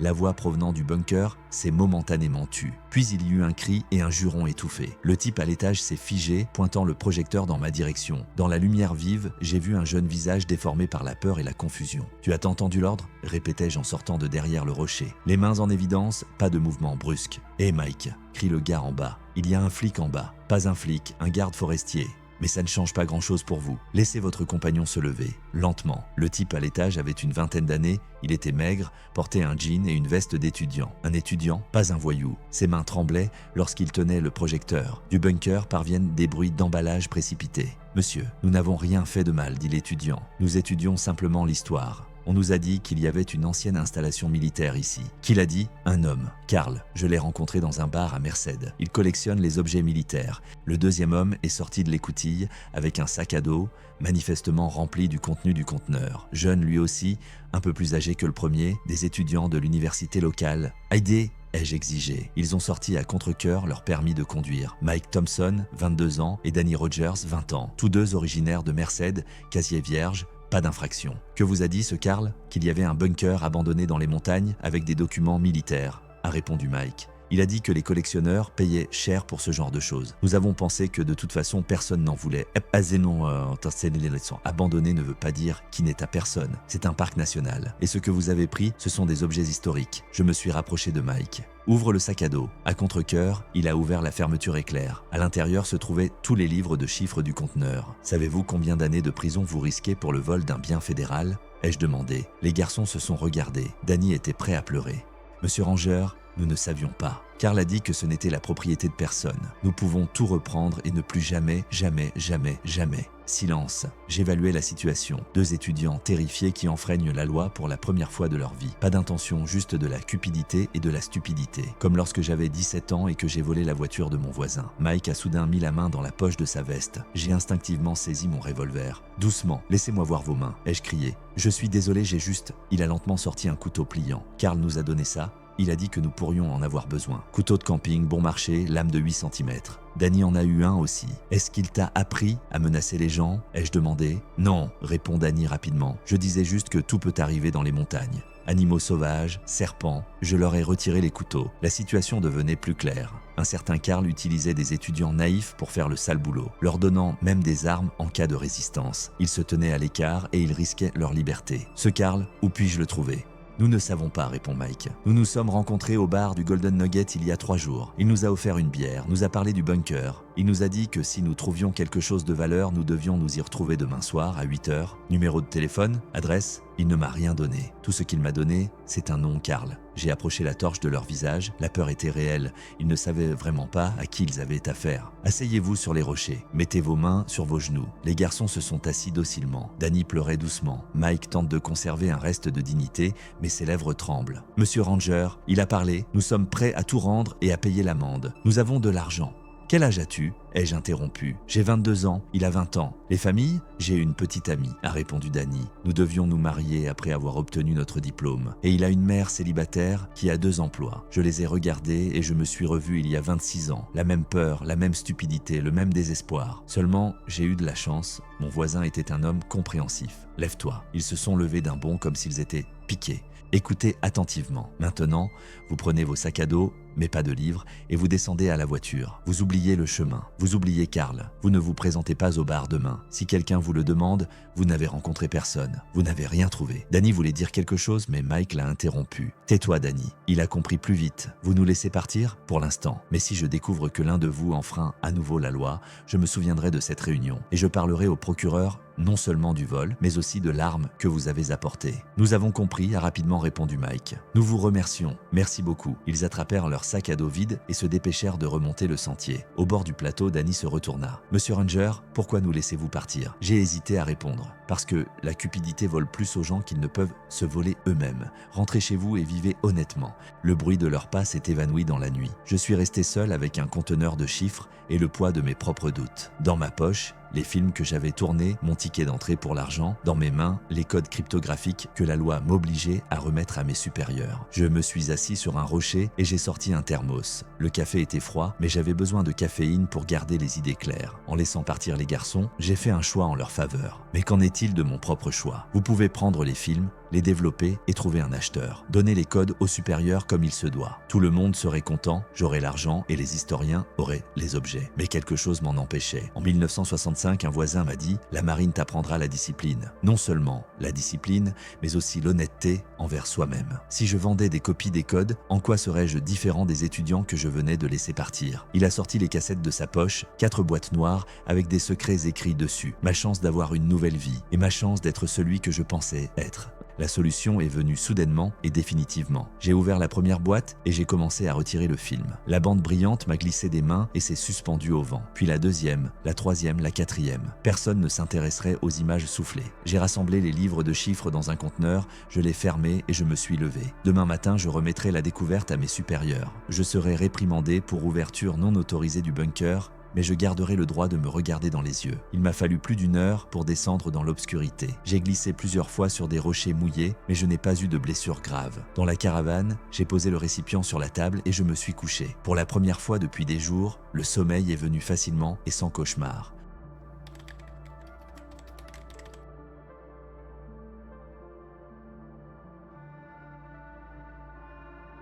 Le 26 septembre au matin, je me suis réveillé avec les idées claires pour la première fois depuis 1 semaine. Pas de cauchemar, Pas de doutes angoissants, seulement une confiance calme dans la justesse de la décision que j'avais prise. À 9 h du matin, le chef de la station, Bill Harrison, s'est présenté avec un conteneur métallique. Je lui ai parlé de la découverte d'un bunker militaire abandonné et des codes cryptographiques qu'il contenait. J'ai transmis un rapport détaillé, en omettant seulement la photographie de nuit et la rencontre avec les étudiants. Bill a été impressionné par la découverte et a promis de livrer le conteneur au quartier général du service. Après avoir reçu une légère réprimande pour avoir ouvert seul un objet potentiellement dangereux, je suis retourné à mes tâches habituelles. Mais dans la soirée, j'ai décidé d'aller voir ce qu'il en était de l'ermite Charlie. J'ai atteint son campement au coucher du soleil. Le camp était vide, un feu éteint, une tente nettoyée, aucun signe d'occupation récente. Il y avait un morceau de papier plié sur le gros rocher où nous avions parlé, appuyé contre un pavé. J'ai déplié la note, une écriture irrégulière, des mots simples. « Tu as fait le bon choix. Bonne chance. Ranger. »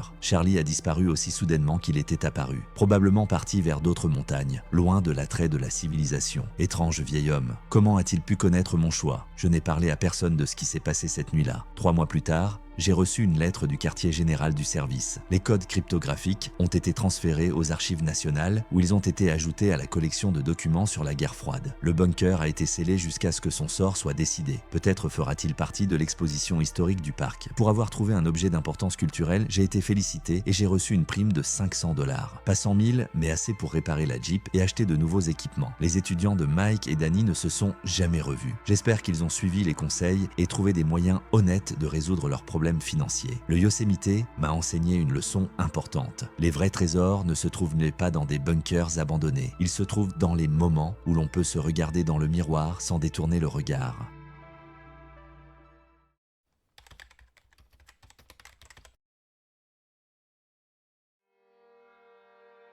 Le 17 novembre 1946, le journal de service de la station de garde forestier de White Sands comportait l'entrée habituelle. Carter a reçu les effets personnels de Clark pour les envoyer à ses proches. Mais parmi les vieilles boussoles et les carnets de route défraîchis se trouvait une carte militaire datant de 1955. Au dos, un message lui est personnellement adressé. Daniel Carter, 38 ans, garde forestier de 2e classe. Il était connu dans le parc comme un solitaire silencieux qui préférait les itinéraires éloignés de la frontière occidentale. 8 années passées dans les Marines lui ont appris la discipline et la patience. Mais peu de gens savaient pourquoi l'ancien marine était venu à White Sands. En 1952, son frère aîné Thomas, médecin lieutenant, s'est porté volontaire pour participer à un programme d'amélioration de l'endurance à White Sands Missile Range. Après une série d'injections expérimentales, il a été placé dans un hôpital fermé et, un mois plus tard, l'armée a informé la famille qu'il s'était échappé. Les recherches ont été abandonnées et l'affaire a été classée. Dan n'y croit pas. Des années de collecte d'informations l'avaient conduit ici, à la frontière entre un parc national et l'installation militaire la plus secrète des États-Unis, White Sands. 275 miles carrés de dunes de gypse blanche comme neige entre les chaînes de San Andrés et de Sacramento. La première explosion atomique de Trinity à 60 miles au nord. Des centaines d'essais de missiles, des zones fermées, des patrouilles militaires le long des frontières. Le secteur ouest du parc est un endroit spécial. Ici, les dunes rencontrent les contreforts de San Andrés, d'anciennes mines et des routes militaires abandonnées. Une zone que les autres rangers évitent. Une carte est posée sur la table. Un relevé topographique militaire daté de juillet 1955. Dans le cadran J14, parmi les marques d'altitude et les routes militaires, un insigne soigné et une signature au crayon, hangar 18. Au dos, une note énigmatique d'une personne inconnue. « Daniel, je savais que tu viendrais chercher la vérité. Je te laisse les coordonnées. Ton frère était sur la liste numéro 7. Fais attention à moi. »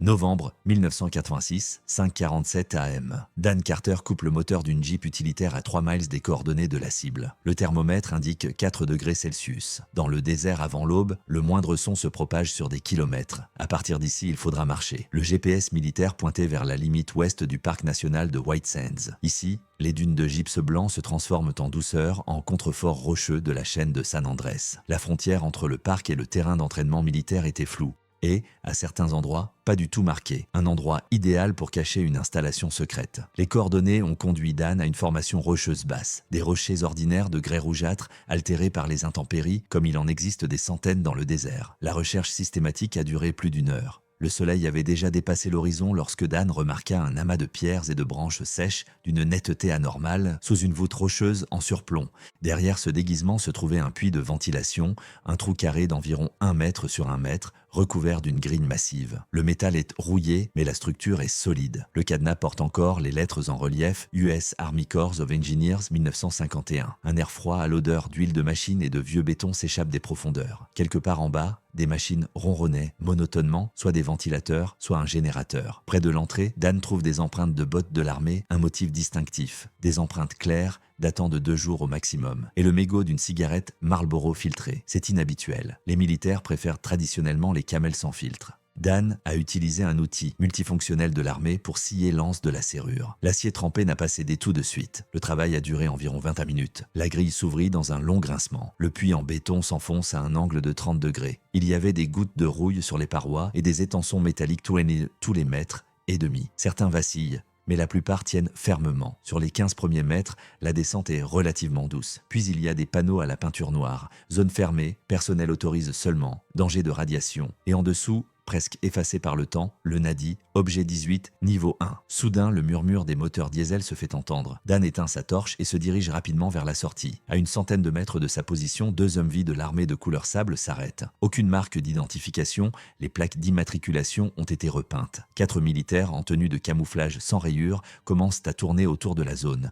Le vent emportait des bribes de conversation. L'officier subalterne signalait un périmètre propre et des capteurs qui ne fonctionnaient pas. Le commandant avait ordonné une augmentation des patrouilles après l'incident Clark. Ces derniers mots étaient particulièrement clairs. Si vous trouvez des intrus, agissez sans avertissement. L'installation est officiellement désaffectée. Il répète la phrase 2 fois. L'un des soldats se dirigea vers le rocher où Dan se cachait. Il s'arrêta à 20 pas et regarda autour de lui. Dan se pressa contre les rochers, retenant sa respiration. Le soldat resta debout 1 minute de plus, puis fit demi-tour en lançant quelque chose à propos des coyotes. La patrouille est montée dans des voitures et s'est éloignée. Dan attendit encore un quart d'heure avant de retourner à la mine. La situation était désormais claire. Le site était sécurisé, les militaires le savaient. Mais pourquoi la serrure coupée n'avait-elle pas été remplacée ? La réponse se trouve au coin du tunnel. Une porte massive en acier, dotée d'une serrure électronique ultramoderne, bloquait complètement le passage. Une lumière rouge signalait qu'elle était verrouillée. À gauche de la porte, une vieille boîte à outils de l'armée se trouvait dans une niche. À l'intérieur, au lieu d'outils, il y avait des dossiers contenant des documents. Les couvertures portent la mention Totally Secret. La première photographie est une photo de groupe en noir et blanc. 12 personnes en blouse blanche contre un mur de béton. Légende en bas, personnel médical du projet Hangar 18, juillet 1952. White Sands Proving Ground. Au premier rang, 3e à partir de la gauche, un jeune officier avec des insignes de lieutenant sur le col de sa veste. Thomas Carter, le frère aîné de Dan. Dan a passé l'heure suivante à éplucher la paperasse. Des dossiers médicaux avec des numéros au lieu de noms. Des protocoles d'expérience. Études sur la tolérance aux radiations. Test des psychotropes de la série MK.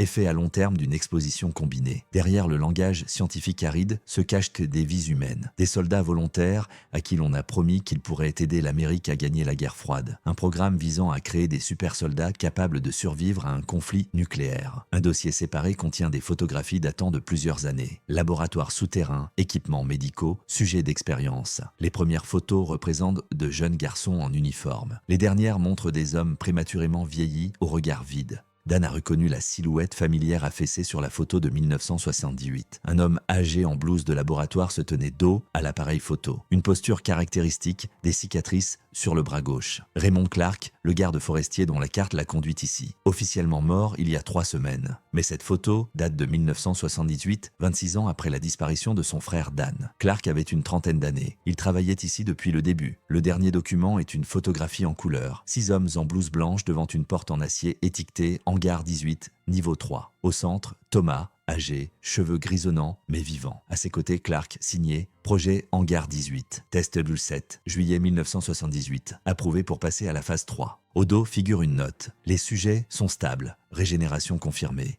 Le vieillissement a été ralenti. Protocole miroir activé, isolement requis, Dr Schmidt. Un cliquetis mécanique retentit dans le silence du tunnel. L'indicateur rouge de la serrure clignota et devint vert. Les lourds pènes dormants s'écartèrent. La porte commence à s'ouvrir. Une lumière vive jaillit du couloir. La silhouette d'un homme s'avança dans la pénombre du tunnel. Dan recula dans l'ombre, serrant la photo de son frère. La seconde d'après, il reconnut l'intrus, Raymond Clark, vivant et en bonne santé. « Bonjour Daniel, dit Clark. Je savais que tu viendrais. Ton frère t'attend en bas. Il est temps d'apprendre la vérité sur l'Angara 18. »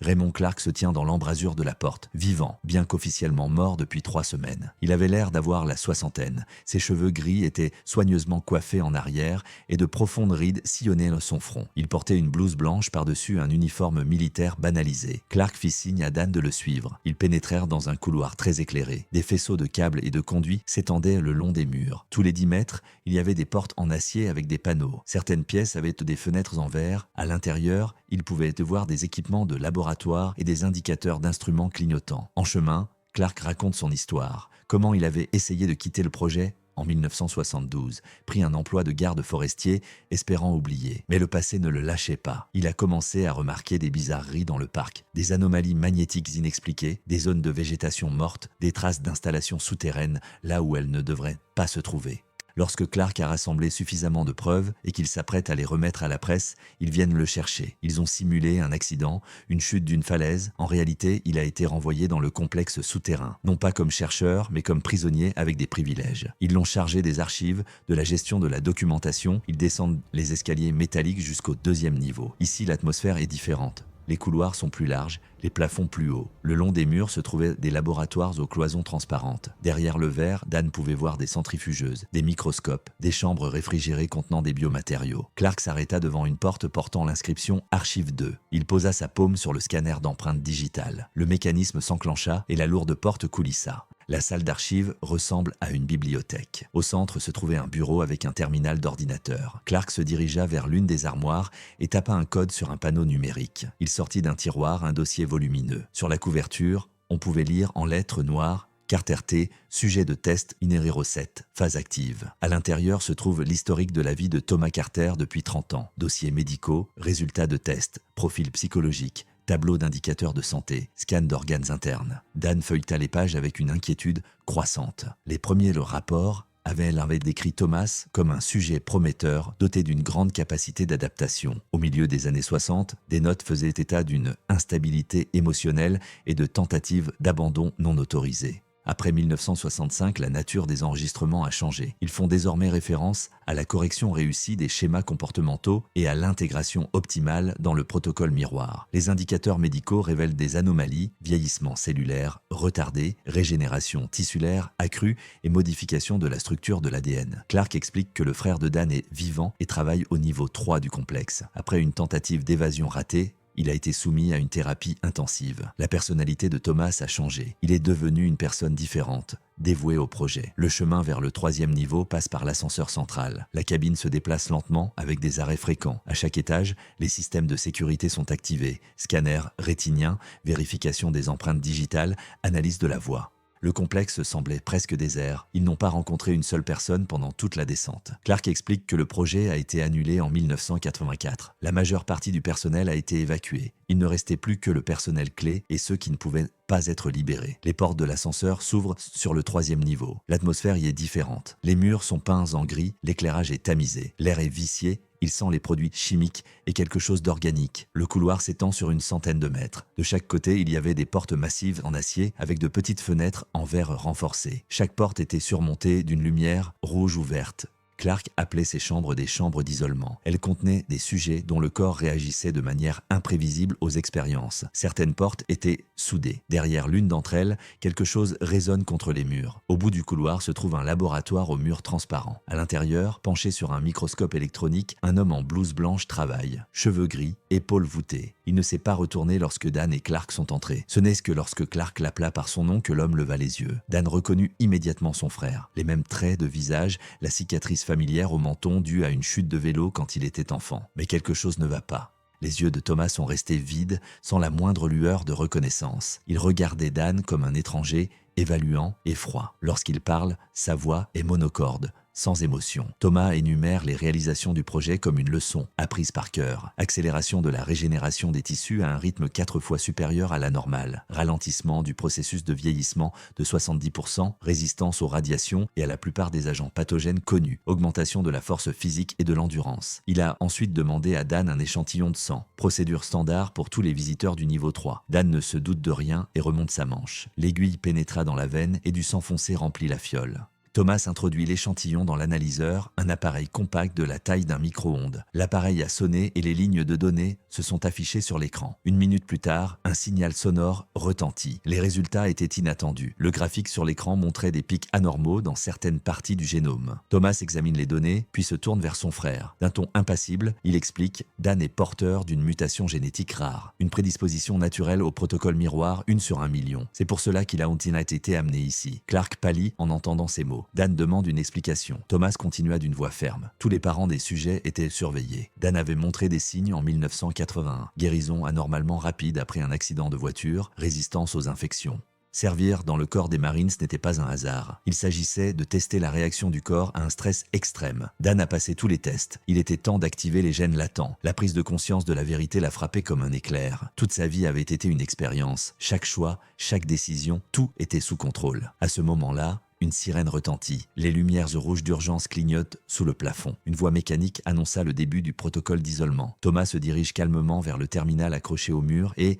entre le code. Il explique qu'il active le système de balayage. Dans 15 minutes, le niveau inférieur sera inondé. Puis l'eau montera jusqu'ici. Destruction totale de toute trace du projet. Clark se précipite vers la sortie, mais les énormes cloisons s'abaissent déjà, coupant les voies d'évacuation. Quelque part en bas, de puissantes pompes fonctionnaient, l'eau grondait dans les tuyaux. Thomas ouvrit la mallette métallique posée sur la table du laboratoire. À l'intérieur, des ampoules de liquide verdâtre étaient rangées dans des fentes spéciales. Un sérum concentré de miroir, l'aboutissement de 30 années de recherche. Il expliqua à son frère qu'une seule injection activerait les gènes dormants. Dan deviendrait le même, amélioré, virtuellement immortel. Les émotions disparaîtraient, mais c'était un petit prix à payer pour la perfection. L'eau commence à s'infiltrer sous la porte du laboratoire. Des flaques se formèrent sur le sol. Il ne restait plus que quelques minutes avant l'inondation totale. Thomas tendit une seringue de sérum à son frère. Le choix était simple, accepter l'injection ou mourir avec la base qui s'enfonçait.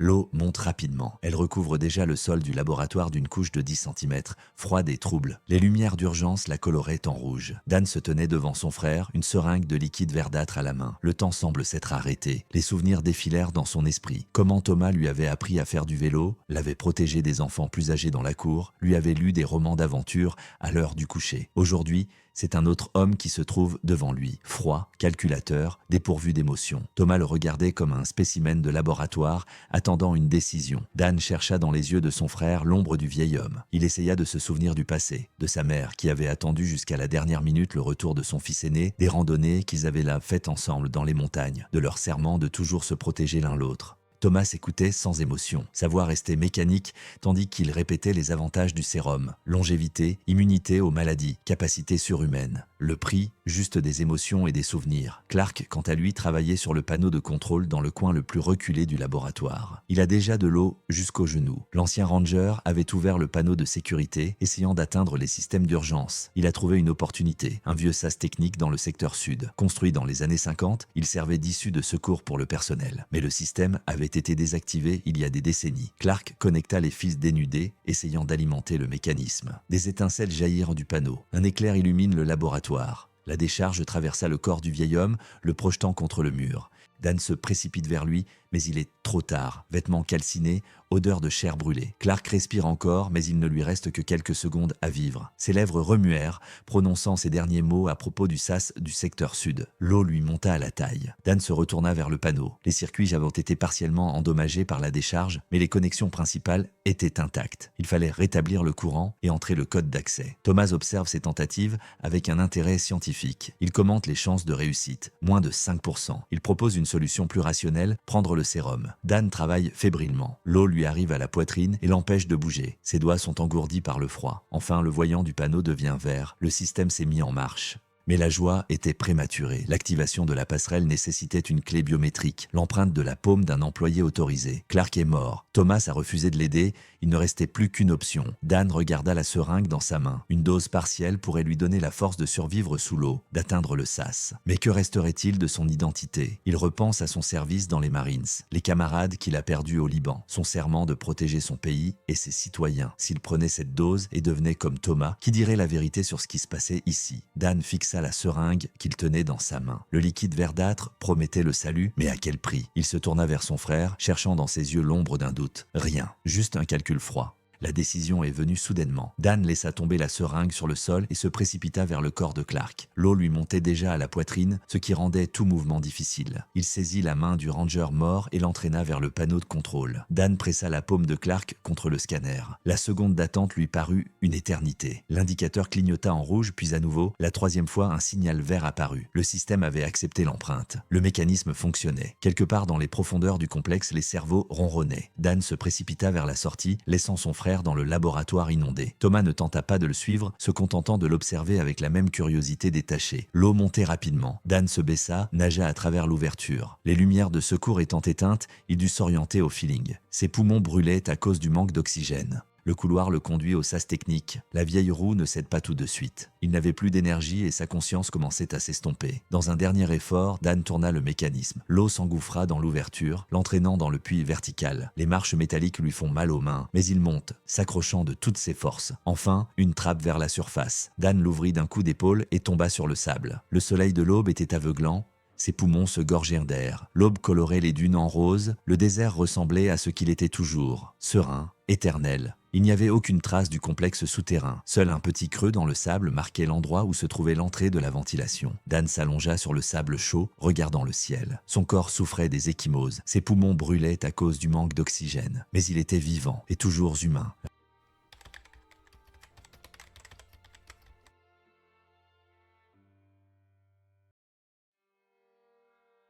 Les semaines suivantes s'écoulent dans le flou. L'enquête officielle a considéré la disparition de Clark comme un accident. La base souterraine n'est pas mentionnée. Les patrouilles militaires ont renforcé la sécurité dans le secteur ouest, mais seulement de manière formelle en raison de l'augmentation du braconnage. Dan reprend son travail de garde forestier. Ses collègues ont remarqué le changement. Il est devenu plus silencieux et a évité toute compagnie. Ils mettent cela sur le compte du stress lié à la perte de son partenaire. Seul Dan connaissait la vérité. Le jour, il patrouille dans le parc, effectuant des tâches de routine. La nuit, il retournait à l'entrée du complexe. Il écoutait les bruits souterrains. Parfois, il croyait entendre des générateurs fonctionner, des pompes pomper. Les blessures physiques ont guéri rapidement, mais les cicatrices psychologiques sont restées. Des cauchemars le hantent chaque nuit, des couloirs inondés, un Clark mort, les yeux vides de son frère. Parfois, en regardant les dunes blanches, il aperçoit une silhouette aux cheveux gris à l'horizon. La silhouette apparaissait une seconde, puis disparaissait. Dans la brise, il entendait la voix de son frère qui répétait des formules et des chiffres. Les rêves sont devenus vifs,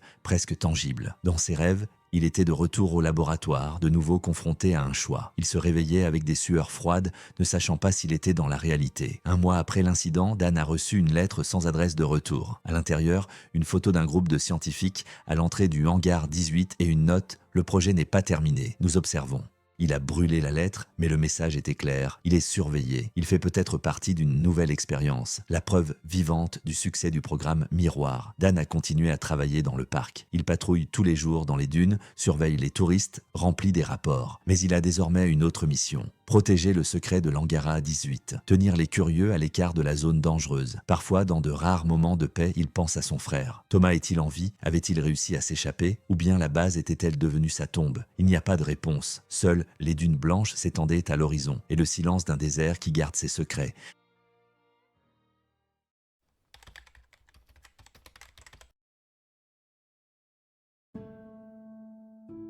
Dans les archives du service des parcs nationaux, certaines affaires sont classées sans être remises en question. Dans le rapport d'un garde forestier daté du 7 juillet 1997, on trouve une note laconique « Des restes humains ont été trouvés dans le tunnel latéral de la mine Lost Horse ». Ce que le rapport ne dit pas, c'est comment cette découverte a divisé la vie d'un garde forestier entre l'avant et l'après, et que certaines disparitions dans les parcs nationaux ont des causes plus complexes que ne l'indiquent les rapports officiels. Je m'appelle Kyle Webb et j'ai 39 ans. Avant de travailler pour le service des parcs nationaux, j'ai passé 9 ans à la California Highway Patrol. De 1985 à 1994, j'ai patrouillé sur les routes du comté de Riverside, m'occupant des accidents, des contrevenants et parfois de la criminalité. J'ai démissionné à la suite d'un conflit avec mes supérieurs. J'ai découvert un système de corruption au sein du service et je n'ai pas pu me taire. Cela m'a coûté ma carrière. En 1995, j'ai posé ma candidature au NPS, à la recherche d'un emploi plus calme et d'une occasion de repartir à zéro. Je suis garde forestier dans le parc national de Joshua Tree depuis 2 ans. Il s'agit de 3200 km² du désert de Mojave avec des arbres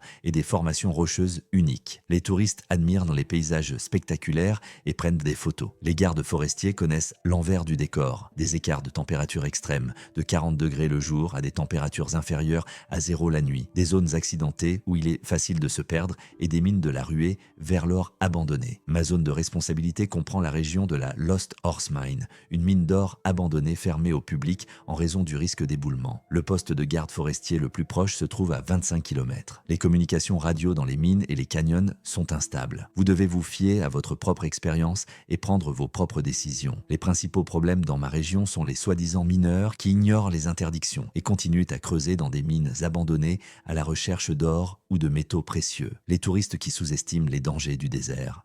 Mon expérience dans la police m'aide. Je remarque des traces que d'autres ne voient pas. J'analyse des situations comme des scènes d'accidents potentiels. Parfois cela sauve des vies. Parfois cela crée des problèmes avec des supérieurs qui préfèrent ne pas faire de vagues. Le 1er juillet 1997, au cours de ma patrouille matinale, j'ai remarqué des traces de pneus fraîches sur le chemin de terre menant aux mines abandonnées. C'était étrange, la route était fermée depuis plusieurs années. Le même jour, j'ai été contacté par Bill Hayes, un mécanicien automobile de 29 Palms. Sa fille Laura, âgée de 22 ans, avait disparu il y a 1 an alors qu'elle photographiait des mines abandonnées dans le cadre d'un projet universitaire. Bill était persuadé que Laura était tombée sur quelque chose de dangereux dans la région de la mine Lost Horse. Je ne savais pas alors que cette demande d'aide allait lier le passé et le présent du parc en un seul fil tragique et que les décisions que j'avais prises allaient me hanter longtemps après que l'affaire Laura Hayes ait été officiellement classée.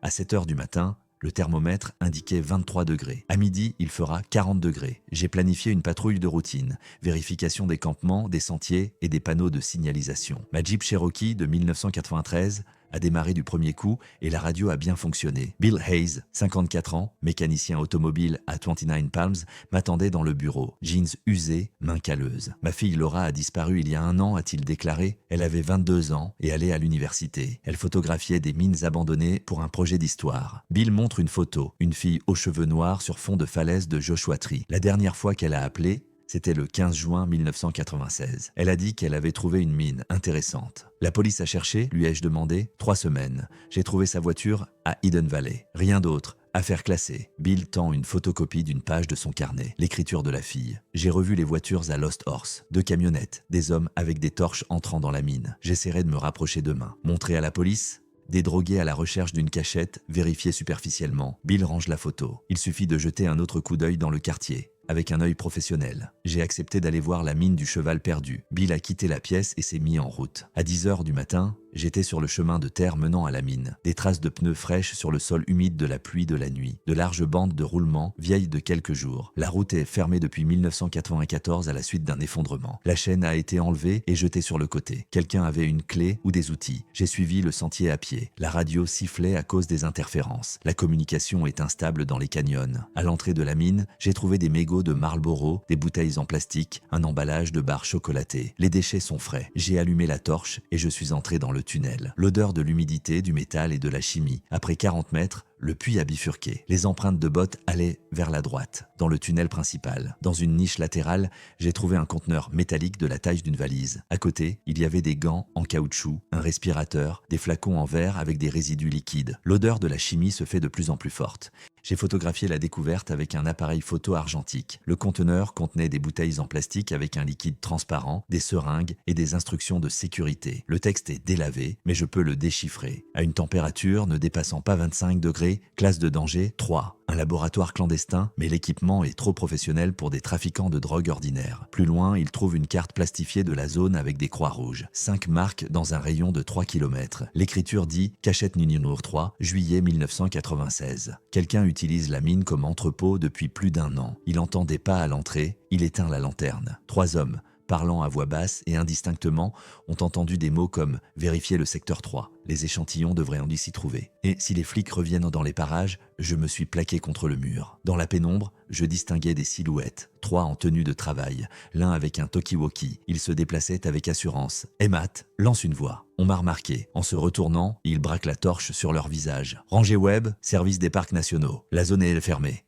3 hommes d'âge moyen, bronzés. L'un a un détecteur de métaux, l'autre un détecteur de mines artisanales, le troisième une pelle. Des prospecteurs d'or. Nous avons l'autorisation de creuser, a déclaré le premier. Les fouilles sont interdites dans le parc national. Document. Ils se sont regardés. L'atmosphère se réchauffe. Il n'y a qu'une seule issue. La radio ne fonctionne pas. Nous pouvons partager les découvertes, dit le second en montrant une copie de la même carte. Je l'ai acheté à un vieil homme du coin pour 50 livres. Il s'appelle Joe, il habite près de la route de Keysview. Il commence à tourner en rond. Le problème, c'est que nous n'avons qu'une seule carte. Et vous avez trouvé quelque chose d'intéressant. Il sort son talkie-walkie. Centrale, ici web. Code 1054 à la mine du cheval perdu. Il n'est pas nécessaire d'appeler des renforts, dit le premier. Le plafond grince. L'ancienne armature s'effondre. Les pierres se brisent. Tout le monde dehors. Tout de suite. Nous avons sauté quelques secondes avant l'effondrement. L'entrée était à moitié bloquée. Merde, nos outils sont là-dedans, jure l'un d'eux. Ils ont pris une photo de leur visage et de la plaque d'immatriculation de la camionnette Ford F-150. Ils ont montré leur permis. Tom, Mike et Dan de Palm Springs. Des types habituels qui gagnent facilement de l'argent.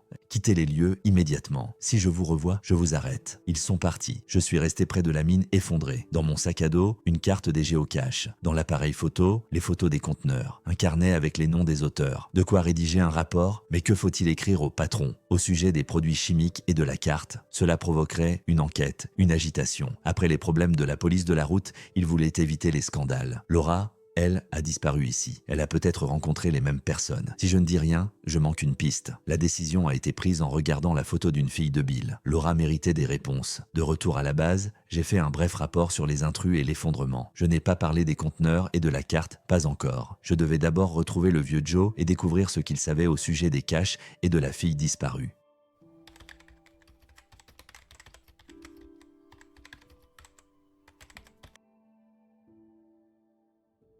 La nuit fut agitée. La carte avec les croix rouges m'empêchait de dormir. À 6 heures du matin, je partais à la recherche du vieux Joe. Température de 19 degrés, ciel dégagé, conduite de mémoire et carte papier. J'ai trouvé la caravane au bout d'une heure. Une vieille Airstream des années 1970, garée à l'ombre au bord de la route, à côté d'une camionnette Chevrolet 1980, abîmée, et d'un auvent de fortune fait de bâches. De la fumée s'échappait de la cheminée. Un vieil homme ouvre la porte. 70 ans, barbe grise, chemise de flanelle délavée. Ses yeux sont clairs, attentifs. « Joe Carter », se présente-t-il. « Et vous êtes le garde forestier qui a attrapé les chercheurs d'or à Lost Horse hier. Comment le savez-vous ?» Tom Rivers est passé. Il s'est plaint d'avoir perdu son équipement dans l'effondrement. Joe sourit. « Entrez donc. Il y a du café. » L'intérieur de la caravane est spartiate. Des meubles pliants, une cuisinière à gaz, des étagères de conserve. Au mur, des cartes topographiques de la région sont marquées par des pastilles de couleurs. Tom m'a dit que vous leur aviez vendu la carte de la géocache. Ai-je commencé? J'ai vendu une copie. J'ai l'original sur moi. Joe sort un papier en lambeaux d'un tiroir de son bureau. Dans les années 1930, les prospecteurs cachèrent des trouvailles dans les mines, mais pas seulement de l'or. La carte était plus détaillée que celle que j'avais vue. 12 marques au lieu de 5, avec des dates allant de 1931 à 1938. À côté de la mine Lost Horse,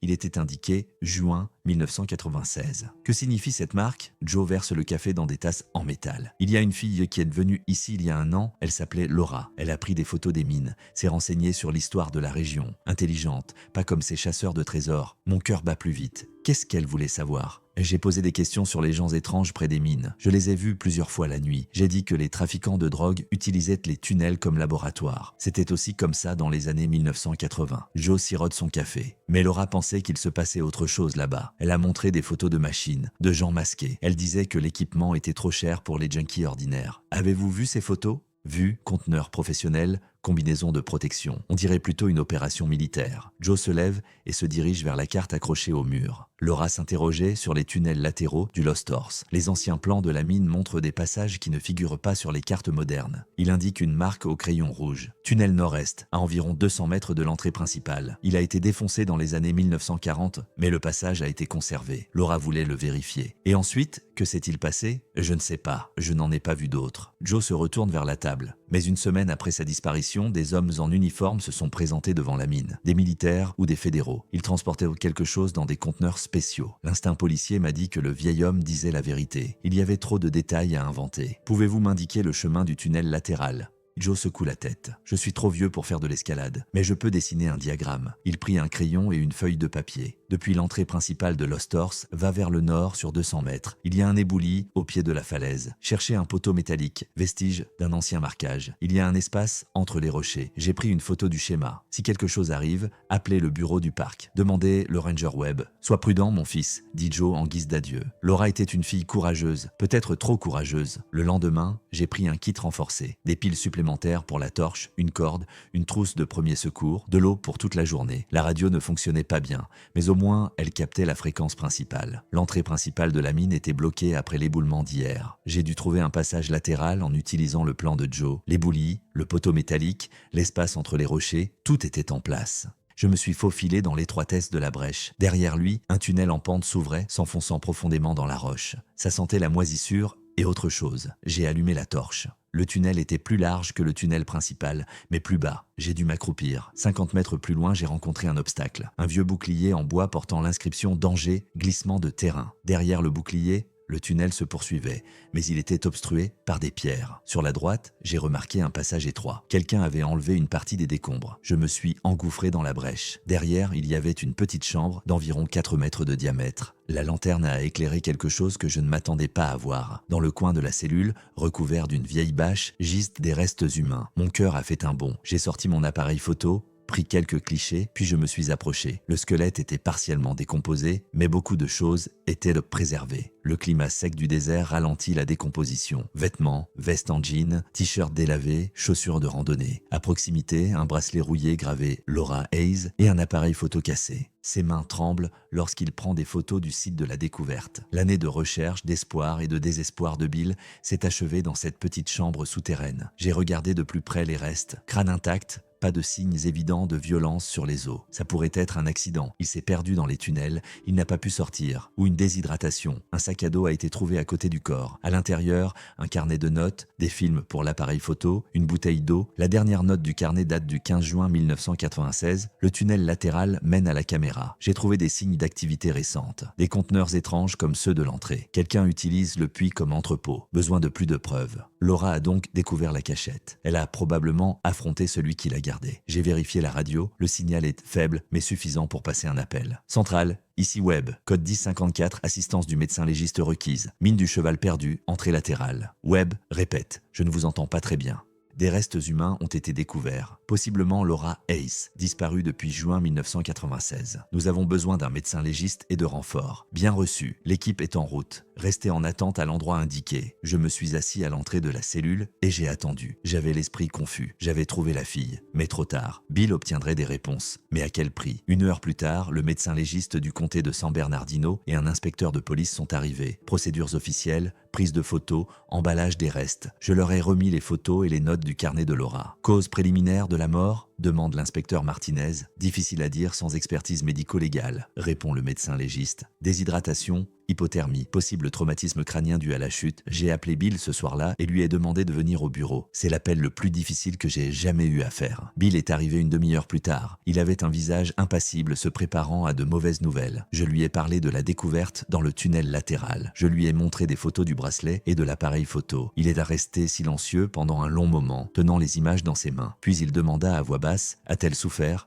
Je ne pense pas que ce soit le cas. À en juger par sa posture, il s'est endormi et ne s'est pas réveillé. Le froid d'une nuit de désert. Bill acquiesce. Merci de ne pas avoir abandonné les recherches. Le 6 juillet, les dossiers dentaires ont officiellement confirmé que les restes appartenaient à Laura Hayes. L'affaire des personnes disparues a été classée, mais il ne s'est pas refermé pour moi. Le carnet de Laura mentionnait des conteneurs et des personnes étranges. Elle est morte en enquêtant sur la même chose que ce que j'ai trouvé dans le tunnel principal. Coïncidence ou quelque chose de plus ?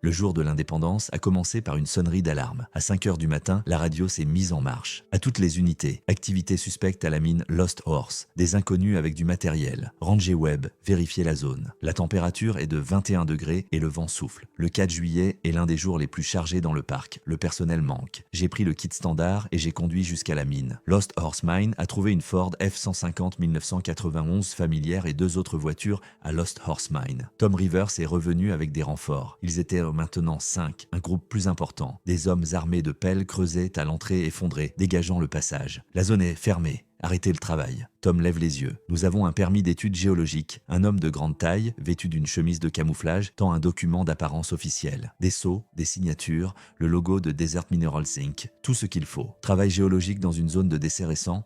Nous cherchons des minéraux, pas des cadavres. Rétorque l'homme, mince au tatouage sur l'avant-bras. Au fait, on nous a dit que vous aviez trouvé quelque chose d'intéressant là-haut. Ils étaient au courant de la découverte de Laura, mais l'information n'était pas publique. Le coroner était encore en train de remplir les papiers. Comment savez-vous pour la découverte ? La rumeur dit Tom en montrant une carte familière, je l'ai acheté au vieux Joe, un grand-père intéressant. Je suis retourné à la Jeep et j'ai essayé de contacter le bureau. La radio ne fonctionnait pas bien. Les canyons brouillèrent le signal. J'ai réussi à joindre le répartiteur. Vérifier le permis géologique. Numéro G4477SB, délivré le 3 juillet. Attendez une minute. Webb, il n'y a pas de permis de ce type dans la base de données. Dernier permis délivré le 15 juin, numéro différent. Des documents falsifiés. Ces personnes ne sont donc pas des géologues. Alors qui l'est ? Et pourquoi voudrait-il la mine maintenant ? Retour au groupe. Le permis n'est pas valable. Quittez la zone. On peut faire un marché ? Dit le plus grand. Payer pour des informations sur ce que la fille a trouvé. Conteneur. Coordonnées. Skinny a montré une partie de la carte du tunnel. Le vieil homme a dit qu'il y avait des choses intéressantes pour le bon prix. Où est Joe maintenant ? Dans un endroit sûr. Tant que nous sommes ici, il va bien. La menace est claire. Il recula jusqu'à la Jeep tout en gardant la main sur son holster. L'atmosphère s'est instantanément réchauffée. 5 contre 1. Des renforts à 1 heure de route. La radio ne fonctionne pas bien. La situation est pire qu'hier. Il y a plus de monde.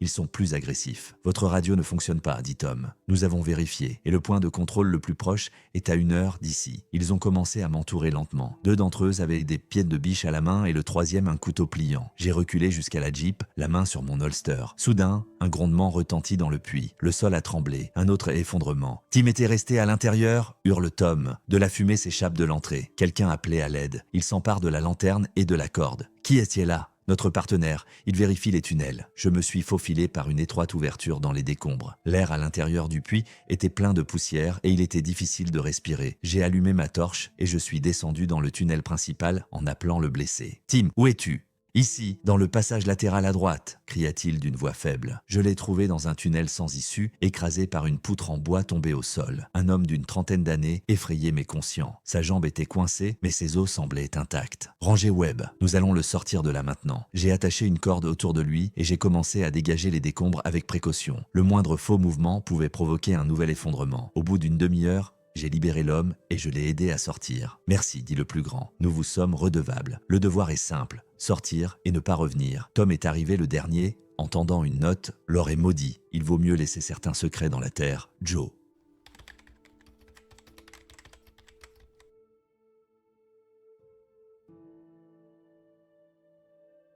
Le lendemain matin, j'ai décidé d'aller voir Joe. La caravane était garée sur place, mais la porte était entr'ouverte. L'intérieur était en désordre. Meubles renversés, cartes éparpillées. Il y avait une note sur le sol, écrite d'une main tremblante. « Kyle, ils m'ont fait te parler des tunnels et des cartes. Je vais dans un endroit sûr. Ne viens pas me chercher. L'or est maudit. Joe. » Le vieil homme disparut. Peut-être les chercheurs l'avaient-ils vraiment forcé à coopérer, ou peut-être avait-il décidé de se cacher lui-même, ayant pris conscience du danger. Le lendemain, le chef Richardson a examiné mon rapport et la plainte déposée par Desert Minerals Inc. L'entreprise prétend qu'elle avait des permis et que vous faisiez obstruction aux travaux. Les cartes d'identité sont fausses. J'ai vérifié dans la base de données. Ils ont une photo de vous menaçant avec une arme. Je n'ai pas sorti mon arme. Le sauvetage du blessé est en votre faveur, mais c'est le 2e incident en 1 semaine. Richardson mit les papiers de côté.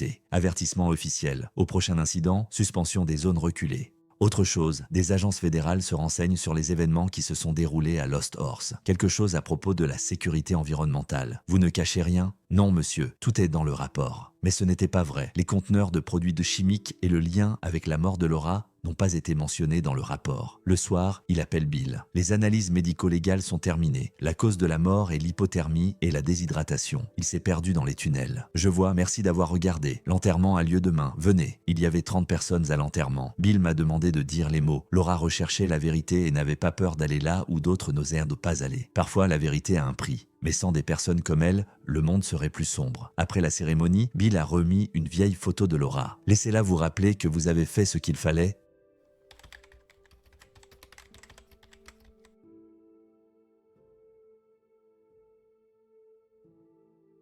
Le lendemain, il remplit le rapport final. Le touriste disparu a été retrouvé mort à la suite d'un accident. Il s'agit d'une hypothermie et d'une déshydratation. Affaire classée. Il n'a pas mentionné les conteneurs de produits chimiques, n'a pas écrit sur le lien entre la mort de Laura et l'activité suspecte. Certaines vérités sont trop complexes pour être consignées dans des documents officiels. Mais ma conscience ne me lâchait pas. Laura était morte en enquêtant sur quelque chose d'important. Les personnes étranges qu'elle avait rencontrées n'étaient pas le fruit de son imagination. Peut-être qu'un jour, la vérité éclatera. En attendant, la mine de Lost Horse reste une zone fermée, officiellement à cause des effondrements, officieusement parce qu'il vaut mieux laisser certains mystères du désert tranquille. La photographie de Laura repose dans le tiroir de son bureau, rappelant le prix de la vérité.